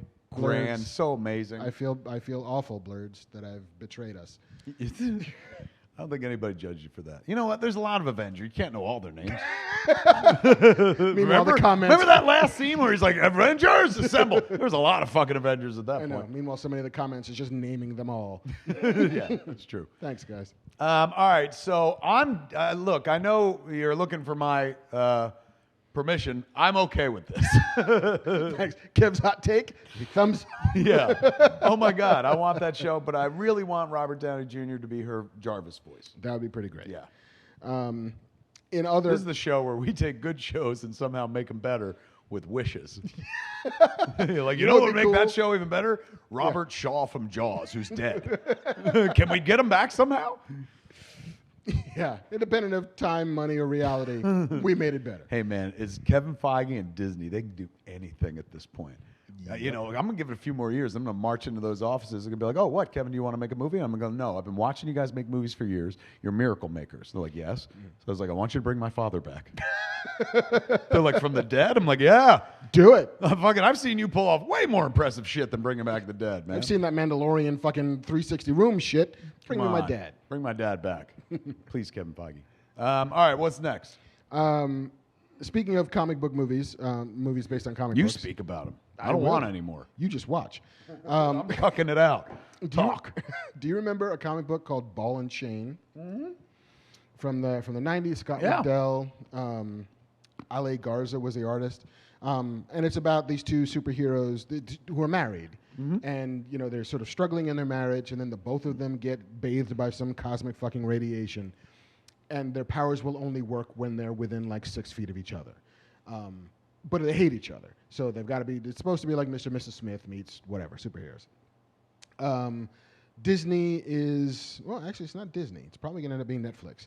But so the news story here is that Disney is not making something. No, because they make everything. But the two stars of it are going to be Dwayne Johnson and Emily Blunt, who have just met. Are you shitting me? Nah, not at all. Who created Ball and Chain? Scott Lobdell. Good old Scott Lobdell, who was an X-Men guy back in the day and shit like that. Yeah. So Scott Lobdell, yes. Was probably like, oh, I fucking, Ball and Chain was so great when we did it back in the day, but it's a Marvel and DC world now. And now it's not. Now it's a comic book world where they're just like, we'll take any fucking IP. How happy must he be like, are you kidding me? Those people? Yeah, it's not only are you making it a movie, but it's good. Those fucking people? Oh my God, I won the lottery. That's tremendous. Yeah, because it had been Movie or TV show? Movie for Netflix, which is, I think, The Rock. I still call him The Rock. You know, we have it like that. He just finished, or was in the final stretches of finishing a movie called Red Notice for Netflix. I think they might still So they're have like, we like this Rock. We think he has some potential. Let's maybe make another picture of him. He seems popular with the kids. Let's do another one of these. It's speculative, but we'll bring him back. We'll use his option. But yeah, and the book had been in development a couple different times as TV shows. Yeah, and seems never like it went. lends itself to episodic and stuff. But hey, man, you got those two. You're making a movie. Fuck You got a stew, yes. pal. That sounds fantastic. Yeah, no, and I'm very positive, kids. Always very positive. except for Victor. I saw Garber. some. Yeah, fuck. God, can't get any positivity out of that guy. You know, I saw somebody online was on Twitter. Go figure. Was saying shit about me, and they said that I'm a shill. They go, he's a fucking shill. I mean, like, kids. I'll be honest with you. I wish I was a shill. I wish there was such a thing that they gave people like money to fucking say nice things. I have not encountered that. Have you? No. I remember like those accusations have been levied more than once, and it's like, oh man, they just fucking get paid by Disney like stuff. It's like, no, but sure, like if they want to. I wish. Look, let them know. I'll take their money and shit. That'd be amazing. I like everything anyway, so they're like, we'll pay you to like this. I'm like, I liked it anyway. The easiest money you've ever made. Yeah. No, this is all just fandom. This is just shit I like. And people get mad when you don't like shit like that they don't like. Like, you can't fucking like that. That's stupid. You just like everything. I'm like, well, I like a lot of things. I don't like everything. I'll say it again for the gazillionth time. You'll never hear about the shit that I don't like. I just keep that shit to myself. But I'll tell you all the live long day about the shit I do like. And I'll tell you what, Ball and Chain, I like it. Sounds like a cool idea. They got a cool cast. I'm fucking in, man. And I'm happy for fucking Scott Lobdell. That's dope. You know how I know he doesn't say shit about shit he doesn't like? Because we talked about Iron Fist for like 9 hours. And he was like, it's good to me. Hell yeah. He's absolutely right. Even I couldn't come down on it hard. I was like, yeah, but Mark, at one point they wore the face mask. Did you see the fist light up? Yeah, no, he lit the fist up and everything. It's a low bar for me. I tell you, man, I was watching Extraction, and it's really great, but I did at one point turn to my wife, and I was like, you know what would make this better? If he was dressed like fucking Thor. Like, all they needed to do was put him in a costume and be like, holy shit. But I guess not everything can be a comic book movie. No. You know what I did watch? Tell me. Tangentially. Ragnarok. Not Thor Ragnarok, but there's a Netflix series. Yeah. That's it's Norwegian. It was shot in Norway. It's foreign language, but I watched it dubbed because who are we kidding? But it's this like 6-episode high school drama about a kid who moves to some town in Norway named Edda. His name is Magna, and he's driving in with his brother. I think it's his adopted brother, and his mom. Dad's nowhere to be seen. And like he helps this old lady cross the street, and she like does some wavy shit across his face, and his eyes light up, and he's like Thor reincarnated. And so he suddenly, it's like I woke up yesterday and I don't need my glasses anymore, and I can run real fast, and I found this hammer and I flung it, and lightning in the sky, and it's a kid who discovers that he's Thor. And there are fucking frost giants who live in this town, but they're like industrial magnates who are like polluting the water with like awful shit, and it becomes this environmental thing because it's Norwegian. But like it's super quiet, Right. but it's also, what if you were a god who didn't know he was a god and had to go through the meaningless bullshit of being a high school student and like doing reports and like falling in love with a girl who's always going to fall in love with a frost giant because duh.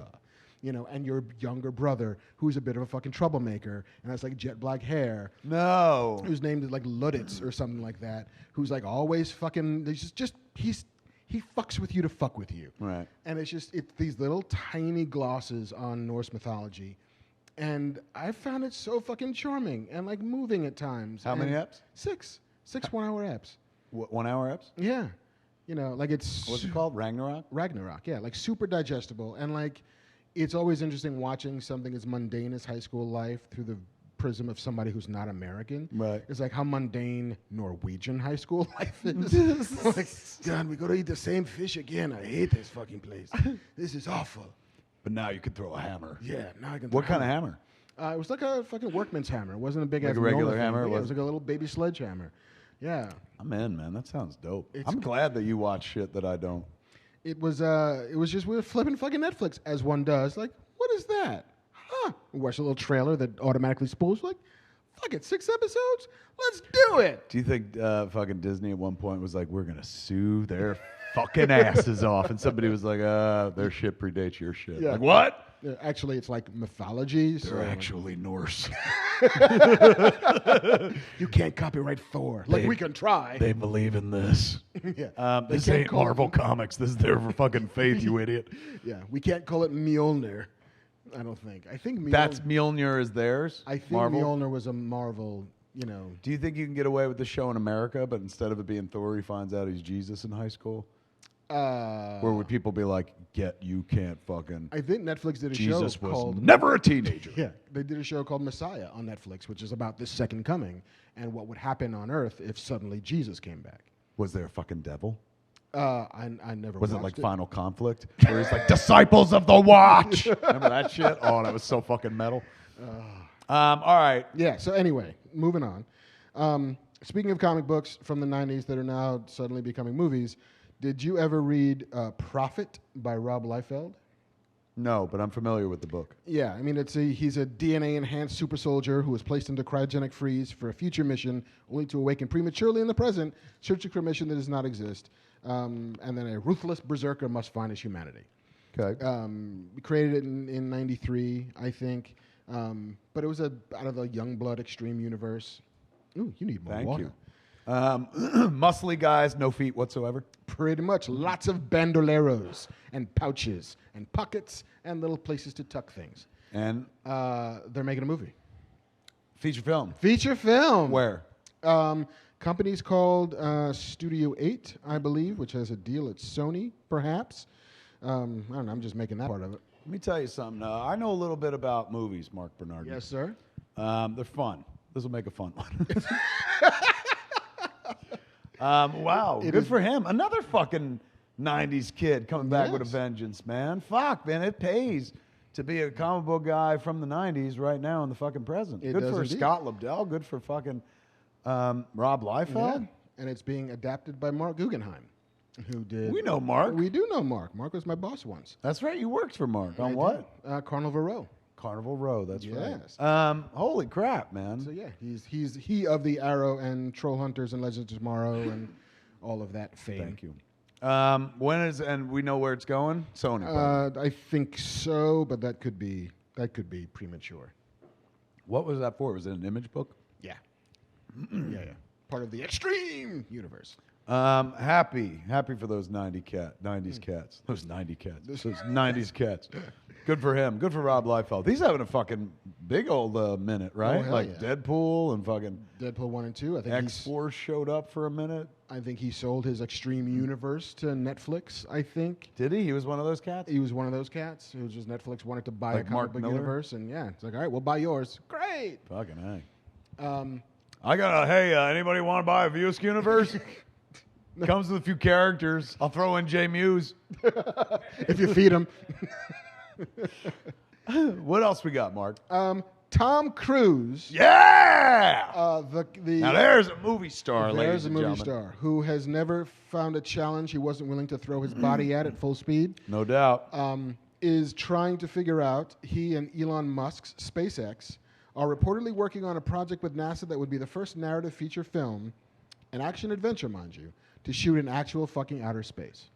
Look, I'm all for it, man. Dream big and stuff. And his second half of his career seems less about acting and more about, like, watch me die. Maybe this will be the one. Yeah, if I could buy a ticket, I might not live through this. So I'm all for it. But, like, are there going to be lasers? I mean, Are there going to be monsters? I would hope there would be either lasers or monsters and not just Tom Cruise, like, slowly moving through zero G. Show me the money. Wow.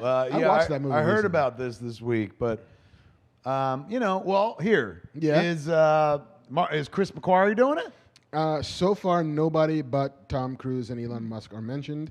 Well, I don't like Elon Musk's scripts. I don't think he's a very good writer. There's my hot take. Yeah.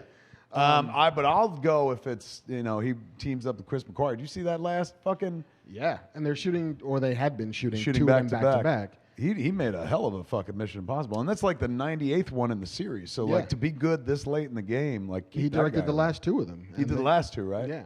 Yeah, they were very fucking plot heavy and smart and shit like that. Get him on board, and then I'll follow you to space. Or just let's make this a part of a Mission Impossible movie. Like, I don't need a separate movie. I agree completely. Let's just make it like Mission Impossible in space. Somebody tell Tom Cruise, set him up with a meeting with Jon Favreau. He could tell him, we got video walls now. Yeah, we don't need to throw you around fucking, anymore. I shot The Mandalorian in my garage, so I don't know if you want to really go to space. Yeah, here's what we do. We put you in a mask. It doesn't even have to be you. Boy, oh boy. Like, he's leaving no stone unturned in this life, isn't he? No. He's jumped on all the couches. He's driven through all the things. He's lived a life. You ain't kidding. Do you think, like, if you're his kid, if you're Surrey Cruz, are you like, don't go up to space, Dad? What are you, nuts?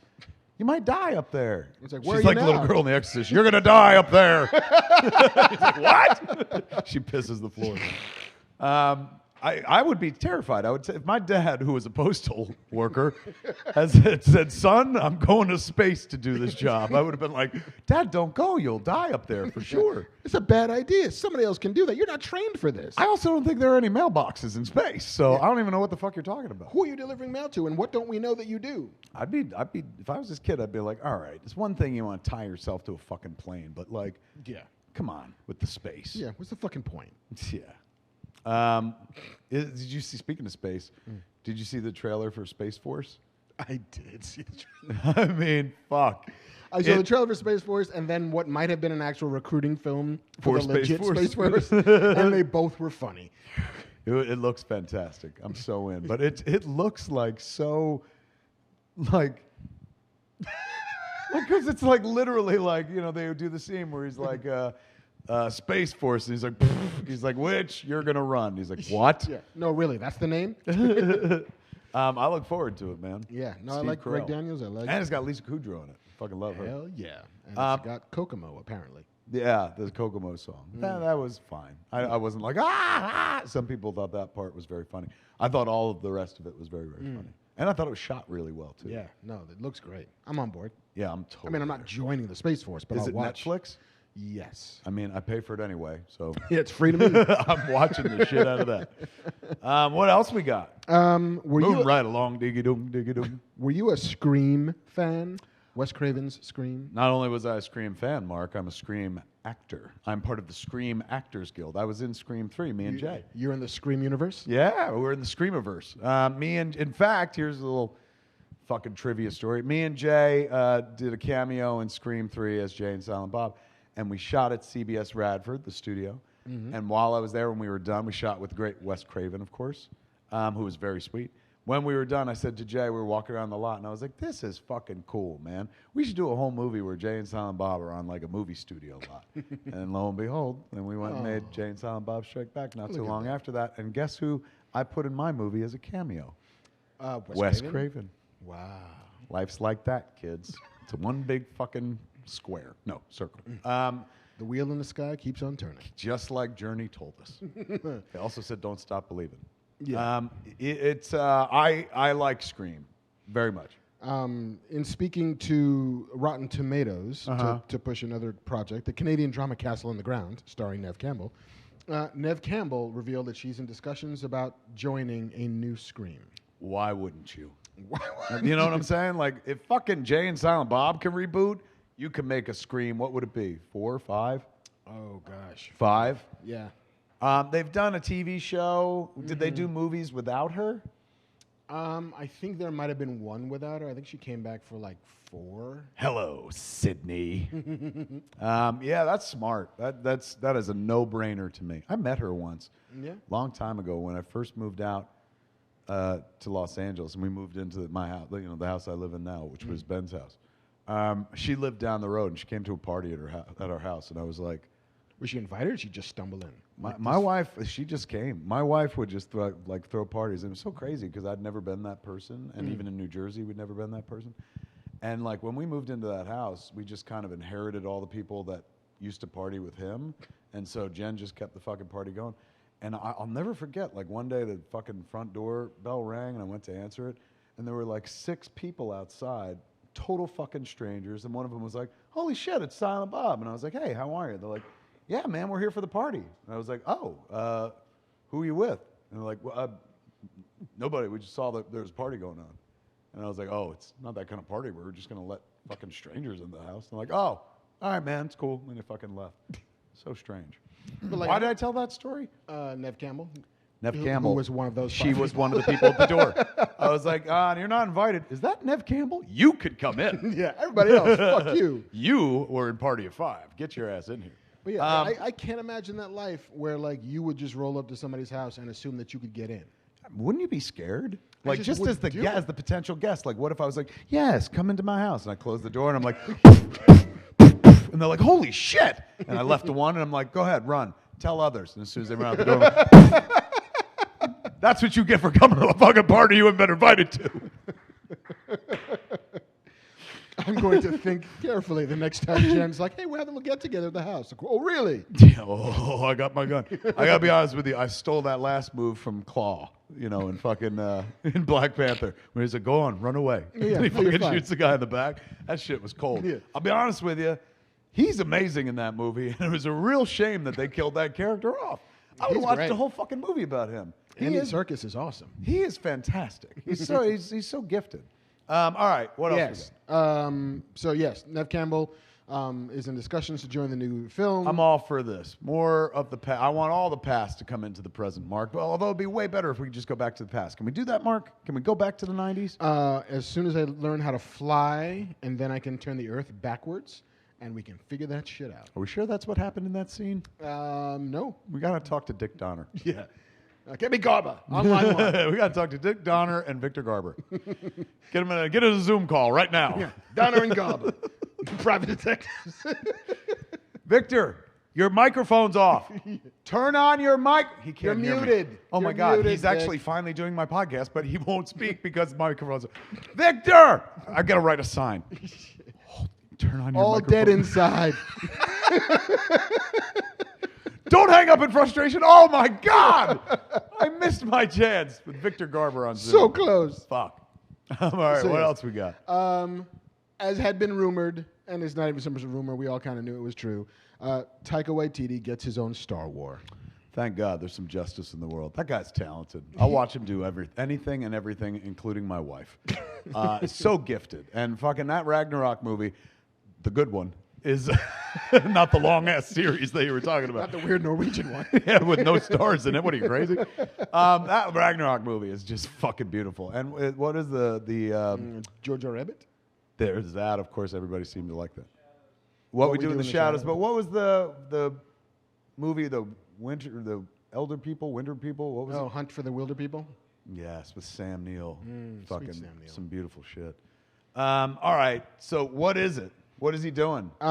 Nobody quite knows because as secretive as they are. Okay. There's no release date for the movie, but yes, he's co-writing it with Christy Wilson Cairns, who co-wrote 1917 with Sam Mendes. Oh, Oscar I still haven't nominee. seen that. Did you see that movie? I did see that movie.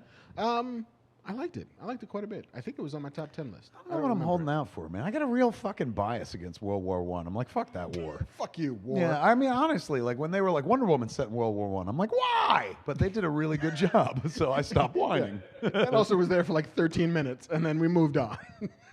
Then it's parties. It's moments like that where sometimes I hear myself talk out loud, and I'm like, no wonder people hate my fucking guts. They're like, fucking, why do you hate World War I so much, and why should we care? I'm like, because, No good reason. Yeah, they didn't have superheroes back then.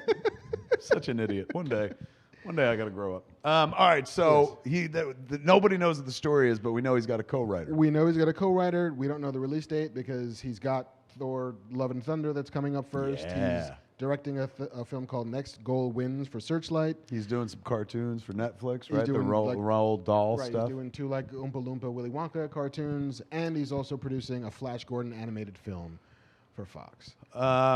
Hey, slow down, Taika. You're making the rest of us. Yeah, fuck.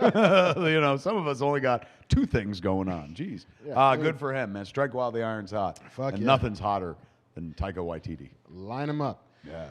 But don't strike him. No. Don't mistake that statement. You're not supposed to strike the iron. He's the iron. Well, What does that mean exactly? Strike the I iron? think it's a forging thing when like the Oh, so iron. it's not like Yeah, it's like you're making a sword and you got to hammer it into shape, and so you can only get the hammering when the iron is hot. so you have to strike while the iron's Once hot. it's cold, it's just banging metal. My whole life I thought it was about this ironing. And I'm like, that makes no sense. No sense whatsoever. Why would you strike it if it's hot? I thought that was never- like how my mom used to like throw water at to see if it's on. Like, I thought never that's in what a million years would have gone to like laundry. I tell you, I'm soft, Mark. I'm a soft boy. My dad said it. My mom said it. Turned out to be true. We're in the forge of empires, and you're like, but you got to get the creases right, so you got to when the iron's hot. I'm like, remember Game of Thrones? Yeah. Remember all the heroes? I'm like hot pie. Like Sam Tarley. You guys go on. No, Sam went on an adventure. Sam killed Hot some pie fuckers. was like, I'm just going to hang out here and make this wolf bread that Yeah. everybody likes Remember when I so saw you much. back there? We were both prisoners. I opened a bakery. I'll be honest with you. His wolf bread, that's his clerks. You know what I'm saying? Like that fucking wolf bread fucking gave him everything. Yeah. Saved him from getting killed. Man, I maxed out my credit card to build this recipe. And he look. And he was still talking about it years after the fact. He was like, remember that wolf bread? People are like, yes, hot pie. They're delicious. Fucking remember your fucking wolf bread. And he's like, it had olives for eyes. I don't think that was true. I think I'm thinking of the Groot bread. Have you had the Groot bread? No. In Disney? I They had- made bread like after Guardians of the Galaxy, and it was like a loaf of bread, low flat bread, and it had olives for eyes, but it was so fucking good. You eat the fuck out of Groot's face. Why would you, like, what fucking chill? How fucked up is that for a kid who loves that movie? He's I like, think that's why they stopped. eat him. Yeah, eat your friend. You love him, right? Eat him. That's what you do. You are Groot. He's transubstantiating. Yes, body of Groot. He died for you. Religions were built on less. We are Groot. Eat it. Actually, you know, fucking, I would subscribe to that thing. You know, not for nothing. Motherfucker's a tree. He comes from the earth, right? Yeah, he's gonna keep on growing. Yeah. That's fine. And also, that's like natural and shit. It's organic. And You're a vegan. yeah, it's like with like a Wiccan. How they fucking, you know. It's a Wiccan vegan shit. It is. It's some Wiccan vegan shit. Oh, that should be the tagline for Guardian of the Galaxy 3. Wiccan vegan shit. Wiccan vegan shit. People are like, well, I'm not going for that then. I don't like either of those things. Yeah, fucking, I don't want no hexes, and I like meat. Our last story for this evening. This is it, kids. Get ready. You've been sitting there all night going, are you done yet? Just like my wife when we have sex. And now you're about to come to the end of the show. You are. It all depends how you feel about A, tigers, and B, Nicolas Cage. This is good news as far as I'm concerned. This is good news. It's barely genre. It's barely nerd shit, but it's got counts. Nicolas Cage, who makes everything genre.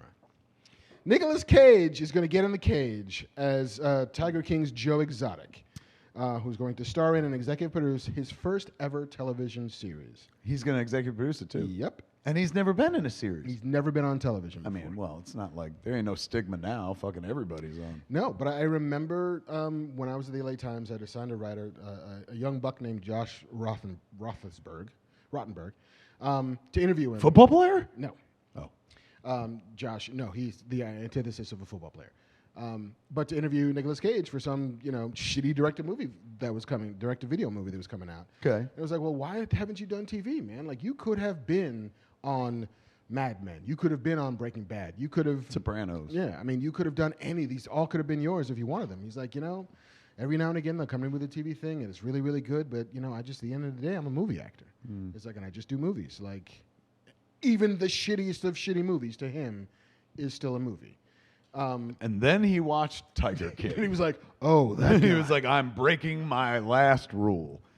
Let's go. Let's do it. That was Get in the cage. actually a really good Nick Cage right there. The Yeah. fucking hand. Even without you speaking, I was like, I bet you he's about to do a Nick Cage impression. He did. Wasn't a good impression. The hand was doing all the work. My favorite Nick Cage is, hey, my snakeskin jacket. Did I ever tell you this jacket represents my individuality, my belief in personal freedom? Only about 1 million times. That's some Wild at Heart shit. If I Thank did you, say ladies so. and gentlemen. And I haven't seen that fucker in 20 years, and I still remember that dialogue, man. That's how many times I watched it over and over again. He is our best actor. He's hands down the most courageous. He fucking goes for it. He's always interesting. He's like Meryl in Signs. When they're like, you know, fucking, why'd you Swing swing, away. Meryl? He's like, it didn't make sense to not swing or whatever the fuck he said. Like, he just didn't want to sit there and watch the ball go across. Like, fucking, this dude swings every time. At balls he shouldn't swing. Hey, fuck that. No way. I want him tilting at every windmill, man, because that's when the genius happens. So when they announced this, I was like, co-signed, here's my money, fuck you, take all my money. I saw the internet did not agree with this, though. The internet pushed for Eastbound and Down. Danny McBride. Everyone was saying Danny McBride's got to play the guy. What are your thoughts? You know, like, I see it, 100% I see it. Like, Danny McBride does that kind of Southern Gothic weird very, very well. Right. And he also has had mullets in the past. Yeah, but it's fucking Nicolas Cage. I man. mean, right. Like, I don't think there's quite a better mate of subject matter and actor in both the weirdness and the oddity of both of those people. Like, Danny McBride is just like, it seems to be a well-adjusted dude who'd be doing a role. Yeah. This would be some kind of like exercising demons for Nicolas Cage. Yeah. And I think that, yeah, that dude would give it all. I can't wait. Who's it for? It's for Netflix. Hold on. Not Netflix. CBS Studios has the overall. So you think it'll be on the app on the It CBS might be on All yeah, Access? It might be on CBS All Access. I maybe it's a generational thing. You know what I'm saying? Like, because we're like Nick Cage, and then younger people are like Danny McBride. Yeah. Nick Cage, Danny McBride. I'm over here going Victor Garber. Let him do it. He's amazing. I can't wait, man. Fucking, when I watched Tiger King, I was like, I hear they're trying to like thinking about making a fictional version of this. Why would you bother? Like, everybody is a character in and of themselves. They could never do it justice with a cast. And then when they announced Nick Cage, I was like, fuck me in the mouth. I was completely wrong. I'm ready to watch it. It is not the only Tiger King TV series that's in the works. What's the other one? There's another one which was announced late last year, starring and executive produced by Kate McKinnon. And she's playing Carol Baskin. Yeah. Mark, can't we put these two wonderful movies I mean, together? These you'd two series think. together, right? Like Nick we only Cage need one of these. and Kate McKinnon. Fuck yeah. You got all my money. Silver bullet. Kids, team up. Come on, guys. You know Bunch how of this producers goes. out there are like, fuck you guys and your fucking podcast show. We got millions riding on this. We're like, yeah, but we think it'd be a better idea if you guys teamed up. Did you miss what we said at the top of the show? Well, what we do is we give you the news about TV shows. We make them better, independent of money and feasibility. Yeah, and you know who plays Doc? Victor Garber. Fuck yeah! For absolute fucking sure. Sold me. There it is, kids. Mm-hmm. We gave you news. We showed you Stargirl. We showed you the stars, and then we took you to the news and stuff. Are we doing questions? Does anybody have? Sure. We'll do one question. If it's good, maybe we'll do another. Ooh, somebody's being There you stingy. go. Yeah, I am. I'm holding. We gave a lot of show. What do you got, JC? Hit us with a question. Nordalis asks, I have been watching Gummy Bears with my 4-year-old who thinks they are great. What cartoon from the 80s or 90s that hasn't already been remade would you remake? I'll be honest with you, man. That's a good fucking question. Yeah, not yeah, bad. yeah, no, legit. And also, like, it brought me a happy memory of watching the Gummy Bears when I was a kid. That was one of the last, like, Saturday morning cartoons I stuck around for because that came on, like, when I was getting older and, like, maybe I shouldn't be watching I cartoons. never watched the Gummy Bears. It's all right. Yeah, It was good. fair enough. You know, they were bears. They were friendly. They were. Do people eat them a lot? They didn't. They like that's the thing. There was no like they just called them the Gummy Bears, but they had nothing to do with the snack or anything like that. Again, like make a kid watch a thing that he loves, and then like, now what? Go eat it. Exactly. I love these Gummy You like Bears. that bear? Is he your Eat it. friend? Put him in your mouth. Put that bear in your mouth. Disney's Kids Afternoon presents Put This Bear in Your Mouth, a.k.a. Disney's The Gummy Bears. And send me $1. Can't we change the title to just Disney's Gummy Bears? Like, I guess, but... Sure. That was when Disney was like, didn't they do Darkwing Duck and fucking Tailspin and Yeah, Scrooge McDuck, I Scrooge think. McDuck and shit? Those were the days. Indeed. All right, so what 80s cartoon? Dungeons and Dragons. That's the 80s cartoon. They did a Dungeons and Dragons cartoon, which I fucking loved, man. I never played Dungeons and Dragons, but I watched the shit out of that cartoon. So I say you could fucking totally do that because the kids got trapped in like the Dungeon Master's world. Were they real kids? Was it some They were Jumanji real high shit? school kids who then became like a barbarian nymph. Like he made them all fucking whatever their roles were and stuff. I would do that one, man, because you could totally, in a That's post Game of Thrones world, like you can go Fuck nuts, man. And also, fucking, we do that. Maybe we get an invite to Joe Manganiello's fucking D&D party. Hell yeah. Have you seen that? He has a party and he's got a wine cellar in his house and he's turned it into a D&D place. His wife said, "Go ahead." And so he has people come over and they have huge fucking campaigns. I want to go because I'm tickled at the idea of Sofia Vergara just being like, he's downstairs. Answering the door, you're like, "Hi, Miss Vergara, is Joe here?" Yeah. He's downstairs in his basement. Trying Good. not to touch anything on the way down. "Thank you. You're the richest person I've ever met." And I go Actually, we'll like downstairs. never talk to you again. It's like, more fucking nerds, Joe. They're here for you. Another one. This one's wearing jorts and a hat. I'm not sure what I want to do. He invited more. me to come play. And Really? I was intimidated because that's big rollers. You know how it's like, like in fucking Vegas where I don't want to go near that table. It's the high rollers and shit. Those cats are literally the high rollers. You don't need a dude who's never played before. You know what I'm saying? You don't show up and be like, I think I'm moving the fuck on, and they're rolling and shit. I'm not sure what I want to go to more. Joe Manganiello's sci-fi D&D dungeon in his house, or Tyrese Gibson's Benihana that he built in his backyard. He has his own Benihana? He has his own Benihana. He calls it Gibsahana. Oh, no. Fuck yeah, he Oh, does. no. Shit, yeah, and he's got like the fucking flat top, and it's like he built a house back there with his very own Benihana. He's got his chef that cooks like whenever he calls, like, "Hey man, you got to come. I'm having a party," and some little chef will come. And he sits there, and strangers have to sit around it? Yep, and you got the onion volcano and everything. I'm no therapist, but how much does Benihana have to mean to you in order to replicate it in your backyard? Because I'm not for nothing, Mark, but you could probably get in a car and drive to the nearest Benihana within half an hour. And it's also not like Benihana is the greatest thing in the world. I mean, I don't want to pick any fights, but he's not wrong. No, it's like it's fine. Yeah. I've been to my share. I've had the fried rice. I enjoy it quite a bit. And it's novel watching somebody cook in front of you. Totally. But if I'm going to spend like $200,000 to outfit something in my backyard, it's not going to be a Benihana. No. What do you think it's going to be? You got a $200,000 budget, and it's like Brewster's Millions, where like you can't put it away. You got to spend it on something fucking ridiculous in your backyard. Spend some dumb shit in your own backyard. You gotta. I mean, the biggest ball pit you've ever seen would be more fun and like probably more. Man, no. These days, I don't want that much germs in my own backyard. Good point. Fucking, that's a Yeah. germ farm. You know what I'd build? What? A Star Wars bar. Would you? Yeah. I mean, I probably wouldn't because I wouldn't want to get fucked with by the Star Wars people. Cease and desist, but it's my house. This is my back. That's true. It'd be in my backyard. They'd find a way to cease and desist you even in your own backyard. Maybe Flynn's Arcade. Ooh. Like with some great old like wall standing video games, and That is pretty that'd be hot. kind of tight. That's pretty dope. Basically, I just want to recreate my 12-year-old life, my best 12-year-old life. If that's Benihana, man, sorry, I don't mean to cast aspersions, Tyrese. Like, have a good time. No, Tyrese is laughing at us. He's going, "You want to make an arcade. Meanwhile, I'm eating at my fucking dream. There's sustenance here."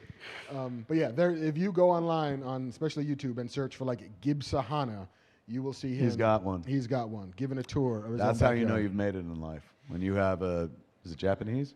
Benihana? Yeah, When you have a Japanese restaurant in your backyard. indeed. That Transformers money, man. I don't money. even have a convenience store in my backyard, and I should, because the convenience store did everything for me. Yeah, on brand. I should have built a quick stop in my backyard. It's not too late. Because I do like selling things. So I could always work the register and shit. Unlike Tyrese, I wouldn't sit there and have someone cook for me. I would demand to work the register. That's why I would have a convenience. You should store do it in your there. garage, so people could just pull up, and you just pull up the thing, and suddenly it's like quick stop. You know, you laugh, but this is a good idea. I mean, you know, not for nothing. I could probably get a few people to drive by. Speaking of drive by, you know, Star Wars Day, May the 4th happened this week, of course, and we did our live streaming of Empire Strikes Back watch along on the stream. But JC and crew were here all day long celebrating Star Wars Day. And they were doing this thing where you could drive up to the front of the building, something you could never do in any other fucking time other than this Corona world and shit, where you can drive up and get, what were they called? Put the camera on you to say this. He's so proud of it. Do it. We called them scumbags. What was in Yeah, the, you did. So good. What was in the scumbag? You had a brown paper bag Yeah. that we wrote, May the 4th be with you on. Nice. And inside you had a glass of blue milk in a to-go container. Booze or non-booze? Boozy. Oh, really? Because they let you do that now. So people can take booze and go.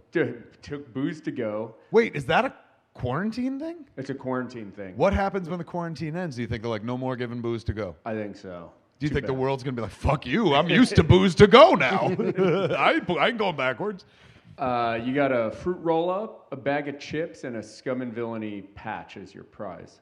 Fucking A, man. How awesome is that? And so many people, over 500 people fucking rolled up Yeah. to get that, like in the middle of the day and shit like that. It's fantastic. And that was a lot of support for Scum and Villainy right here, a place that we all love. And I bet you all at home love it, even if you haven't been here yet and stuff. And didn't you also sell, what was it, Beskar what, metal? Oh yeah, we had we have these special gift cards right now, which are metal, like Beskar Steel. Oh, listen to that. metal, kind of loosely based on Beskar from Mandalorian. It's got our logo and your gift card numbers on the side. So when we open back up, you can come in here and buy a drink or buy a drink for another person in the bar and throw down some Beskar. That's pretty dope, man. I That's would really like sweet. American Express to release a Beskar card. Yeah. I want a black card, I want a platinum card, I want fucking Beskar Steel. And then you bring it to a lady in a helmet, and she forms it into a shoulder blade for you. I put it right here, man. As you can see, I like shoulder pads, so I put mine fucking right here. Is that all the news? Well, not Oh, the you news. didn't do your. Yeah, you didn't I know. do your. We what got is way your late in the 80s middle of a cartoon? question. I know. We left the news man a long time ago. What is your 80s cartoon? I think it was 80s, 90s, the dude said. So I'm going to go with Galaxy Rangers. Did you ever watch I remember that Galaxy Rangers? show. Yeah. I dug Galaxy. I haven't seen it since it first aired, but I remember the opening credits were so fucking awesome. The animation was so great. I was always taken by the idea of, sort of law enforcement in a frontier, but the frontier was outer space. Isn't that what Firefly was? It's very proto-Firefly. So it was pre-Firefly. Yeah, very much so. When you saw Firefly, we were like, they fucking stole from Galaxy Rangers. A little bit. Were you really? Yeah, it's like you were like, I remember, Joss. It's like, so never forget fucking Galaxy Rangers, man. That's your poll. That's my poll. There it is. Mark's doing Galaxy Rangers. I'm doing Dungeons and Dragons. Yeah. I'll be honest with you, it was an impulse poll. I didn't really give it a lot of thought. Isn't every poll an impulse poll? Probably should have said underdog. I don't know. We'll discuss it on a future episode. Let's grab another question since that one was so good. Give us a question that is the Beskar Steel of questions, JC. Let's see. Shooter 3292. If you had to put your own super team together, what characters and what roles would those characters fill based on skill set? Oh, meaning like, one's a crack thief, one's a fucking weapons expert and shit like that. Or it's like, if I got to build an Avengers, who am I going to make my Avengers? Okay. And I can choose from anybody? Like, Yeah, there's no stipulation. So just put your team together, or your D&D party. Who would you pick? What superheroes? I got Jesus, I got Buddha. Who else do I got? Thor. I'm going all the religions and all the gods, man. Like, there's my super team. And you know what their specialties are? Everything. Because they're gods. Yeah. That's not bad. I'm going to do Shiva. Yeah. And Yoda. Yeah. The Beyonder. Nice pull. Scarlet Witch. Nice. And fucking Dr. Manhattan. Smart.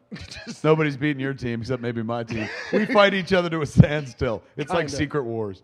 Yeah, it's like, what's your skill set? Whatever you need it to be. Yeah, everything. Everything. I can do it all. It's like, I need somebody to pick a lock. I can destroy all locks everywhere. What is a lock? Yeah. I just unthought it. A lock hasn't existed yet. I Like, removed what? it How from do I reality. fight you? We already did, and you can't. Yes, I'm the destroyer of worlds. But I want to. What if I punch you in the face? No. What is a face? Like, oh, come on. Not fair. All right, not a bad question. Last one. Here we go. Yeah. JC's got something for us. All right. It's gonna This be, one might get It's gonna be dicey. electric. Oogie But, woogie woogie. What is it? Well, it might get dicey, but we'll see if we can. Dicey. Do Holy it. shit. What creative talent would you like to see do something in the Star Trek universe? Z Howard, 1992, said he would love to see Aaron Sorkin write a Federation show like West Wing in space. I mean, Okay. who needs an answer from us? That's a brilliant answer. That's fantastic. So, what is the question? Who would we want to make a Star Trek? Star Trek. Yeah. A la You go Quentin first. Tarantino. I mean, wanted yeah. to make Star Trek. Well, definitely him. Fucking give me. It's not fair, but I want a Taika Star Trek. Give me Taika Waititi doing Star Trek. Oh my God! It'll make the antic nature of the JJ Star Trek seem like Yeah. the old Star Trek TV show. I mean, basically, it's like I'm hewing to get me as close as you can to Galaxy Quest, and I feel like Taika is the guy Nice. who can get you as close as to Galaxy Quest today. That's true. All right. Who do I want to see do Star Trek? David Mamet. Rapid fire dialogue. Fuck you, that's my name. What are you going to do with the thing? What thing? The thing. The thing. The thing? Yeah, the thing. Well, the thing about the thing is, but you see, I'm writing that's legit David Mamet dialogue. That's not me trying to figure out lines. That's how people speak. Who else? Who would I? Quentin for sure. Star Trek. Star Trek very, philosophical. So you'd want somebody. The Sorkin thing makes a lot of sense because he's writes some damn good dialogue for it. Oh, J.J. Abrams. Oh, that happened. Damn. Fuck. Who? George Lucas. I wonder what would happen there, right? Jeez. Slower, less intense. Oh, Charlie Booker, guy that does Black Mirror. I mean, That's a mind fuck of a Star Trek season. What was Everybody's sad. Everyone's scared. What was the name of the episode that he did that was basically Star Trek? It was like the USS. Yes, that's Fucking. That's it was, right. It was great. that episode. It's That's amazing. true. Yes, fuck. So he beat you to it already. He made his He Star did. Trek. That already happened. Well, you know me. I like to wish for shit that's already gone down. Who? Yes, Oh, USS that's USS McAllister. I would like. I got one. Spike Lee. Let's see a Spike Lee Star Trek. Spike Lee's. That'd be Interesting. great. Just like there's just like conveyor belts all over the Enterprise, just Yeah. pulling motherfuckers People around. doing that glidey thing. I would like to see Phoebe Waller-Bridges Star Trek. Yeah, I back that. Yeah, I it would be co-sign it would that. be profane, but it would also be super fucking smart. Yeah, and just different. Yeah. Right. Like, I mean, has there ever been a woman in charge of Star Trek? Jerry Taylor was a producer of Voyager. Okay. But it was still like Rick Berman at the time was still overseeing all of the Star Trek TV shows, but she was the showrunner for Voyager. But feature film wise, not as far as I know. Let's give it to a lady. Who'd be a good lady to give it to? Shonda I mean, Rhimes. you did. Yeah, you just gave it to both Yeah. the two biggest ladies in the business. What a good poll, man. Shonda Never mind Rhimes. giving it to one or the other. They team up Oh yes. and do Star Trek. Super ladies. And suddenly, like, you're fucking jockeying for space in the genre universe with people that know every dialogue line of Scandal as well. Because those people are hardcore fans too, man. If suddenly they were also Trekkies, oh, there'd be no room. Yeah, none at all. Good question. Yeah, well done. Yeah, that was Shooter. fucking nice, man. There's three. You know what? I had no faith, but three great questions. We got 'em. To get us the fuck out of here. And bam, bam, bam, we're done. Just like that, it's all over. Did you have a good time tonight, kids? Yeah. We sure did, man. Fuck on a stick. It was a good time. Thanks to our guest. Remember, we had a guest? Like We did. so long ago. Brec Bassinger, man, she was wonderful. Don't forget to watch Stargirl when it debuts. I think she said May 18th. Check local listings or whatnot. And thanks, of course, to JC and Andrew for coming out and letting us do the show here, helping us get it out there for y'all to see and whatnot. Don't forget the Scummy Cantina. The Scum and Villainy Cantina will be coming back online as soon as California lets it happen. We're opening in stages, as the governor tells us, and I believe tomorrow is stage 2. Yes, which is actually allowing for bars and restaurants, but only curbside pickup. Which apparently that's what they're doing. Yeah. Blue milking it on the curb and shit. They jumped the gun. What is stage 3 is when like people can go back to bars and shit? I thought stage 3 was Thunderdome, where we all just kill each other. Yeah, after that's that. where we fight one another. Whoever lives gets to live. 2 men enter, 1 man leaves. We're so close. We're almost there. We don't need another hero. Spin the wheel and make a deal. Yeah, man, it's soon we'll be able to come out. Soon the place will be open. We'll be able to do a show in person. I'm sure a lot of people are like, we'll We're see good you in a year. yeah. I'll Skype in. Yeah, we'll Skype from home. But yeah, man, don't forget the Scum and Villainy Cantina. Can they still get gift certificates or no? Yes, scumandvillainy.cantina.com. Click on the shop link, and there's all sorts of fun stuff on there, Are those, including the that's still around? You can still get the them? aluminum gift cards. Yeah, the Beskar. Fucking A, man. There it is. So if you ever wanted to get a piece of steel in the mail, JC's going to send it to you. It's got his markings all over it and stuff. It's going to make you feel like you're in the Mandalorian. And then you stand behind a video wall and fucking you're there. Have you watched the behind the scenes? No, not yet. It's pretty intense. Pretty wonderful. We'd also like to thank Victor Garber. Sorry we didn't have time for you Yeah, this episode, but maybe next week. He was waiting, but we can't get to him. We had Brec Bassinger on instead. And I'll be honest with you, she wanted to be here. So Yeah, he's tied up at the moment. next week, Mr. Garber, for sure. Thank you, of course, to the guy to my left, without whom there is no fucking show. Give it up for Mr. Mark Bernardin, ladies and gentlemen. Pasha. If you're looking for me, you can always find me at that Kevin Smith Club. Go check us out. Or you can find me right here at the Scum and Villainy Cantina doing this. We'll do it again next week and stuff. Hell yeah. Who will we get to Skype in next week? I don't know, man. I'm telling you, I'm going to spend this week going through my fucking Rolodex in my phone. People are like, what's a Rolodex? I'm going to go through my phone, and I'm going to start pulling, like, fucking names. And Clint Eastwood. Yeah. Like, you don't know me, but would you like to be on our show? Victor Garber passed. Yeah. Can't get Garber. Hey, Mr. Eastwood? Hi. Do you know Victor Garber? Has he ever one. been in any of your movies? Does he mention me? You know what? Never mind. Thanks for being here, ladies and gentlemen. Don't forget, go make this week nice for somebody. Don't even have to leave your house to do it. Shit, we had Stargirl on our show. She didn't even leave her house and stuff. So figure out something nice to do for somebody this week and do it. Maybe don't even tell them and stuff. Little nice, quiet thing and stuff. We could all still look out for each other even though we're stuck indoors. And any minute now, they're going to let us out. And we're like, for free. And then they're going to be like, it's a double virus. And then we're going to run back inside. That's my prediction of the future. Just run outside, breathe a lot, and go back inside. Go back inside. Take a big lungful, and then, 6 more months of winter. Yep. Thank you for being here. Thank this guy. Thank these guys. Don't forget, man, we'll be back in a week, right? Yeah, if you want to be. I think so. I got no place else to go. Makes me feel relevant. I got no place else to go. That's right. We're going to do the fucking mayonnaise version of the show. Because I got no place else to go.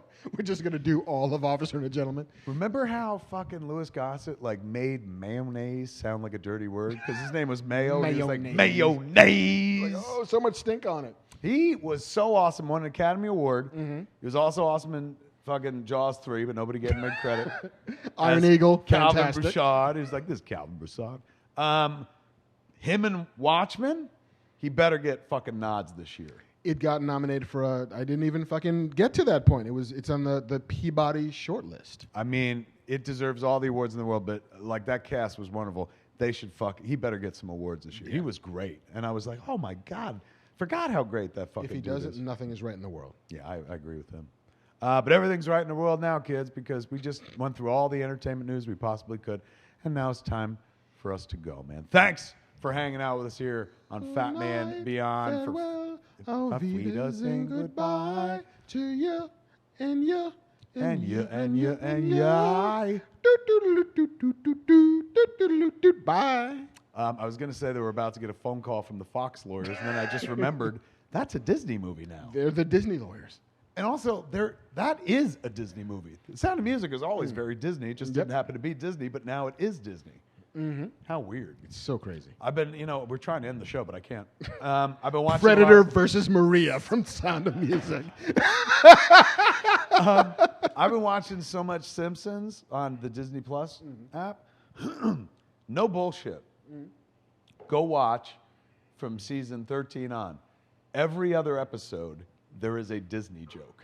Really? Which, now plays hysterically. Now it just sounds like biting the hand that feeds. But for years, they were always, poking at Disney. And now, Disney owns them, man. It's so strange. Did you see that? Again, we're not ending the show yet, but one of the Simpsons writers, I think it's Bill Oakley, his name is, tweeted or retweeted a video clip that basically says, yeah, I guess we did predict coronavirus back in 1990, whatever. And the gag is that there's a viral epidemic, and whatever, the black doctor, Cosby doctor. Dr. Hibbert. Dr. Hibbert is like, oh, everybody. Holy shit. Who was the guy? Whose name did you forget before? Oh, Letitia Wright's name. And Dr. Hibbert? And I haven't watched The Simpsons in 20 years. Turn in your card, My is all I'm black card saying. is fraying on the edges. But it's like they're talking about a pandemic, and it's like, oh, we don't have a cure for it. It's not in that van down there. And there's a van that just pulls up, and everybody, the horde knocks down the van, and inside the van is a box of killer bees. No fucking around. That's this year. We live in that world right now. I saw a video today online because everybody's like, murder hornets. What the fuck? But somebody put up a video. I forget. Somebody tweeted, and they were like, I think it was Christopher Titus wrote, it was a video of a praying mantis fighting a murder hornet. Fuck yeah. And the caption was praying over murder, which is kind of funny. It is. But the video was fucking horrifying, dude. This praying mantis ate this fucker's head while he was alive. He was and he's trying to get his tail, oh fuck, if I could just reach this prick. But this guy's got those arms and shit like that. And he's literally feeding on this fucker's head. And this thing continues to move, even though half of its fucking head is gone and shit like that. All I can say after I saw that, thank God the praying mantis is this small. Because holy shit, we'd all be dead, man. I remember being as a kid, watching kung fu movies, and there was a whole strain of them where there's a whole school of kung fu called praying mantis style. There's tiger style, crane style, praying mantis. I was like, it's a fucking bug. What's it good? Oh shit. Fucking killer bug, man. Yeah. And is it praying or is it praying? I'm gonna eat you, you fuck. I always thought when I was a kid it was praying because they look like they're praying. But I believe it might be, this fucking predator ate my head, said the murder hornet. That's what we call a double entendre, sir. I think so. Words are fun, kids. Semantics. Homina. We have to end the show. There it is, ladies and gentlemen. For FatMan Beyond, I'm Kevin Smith. And I'm Mark Bernard. Tune in next time. Same fat time. Same fat channel. Smodcast.com or YouTube.com/Kevin Smith. Call me Victor Garber.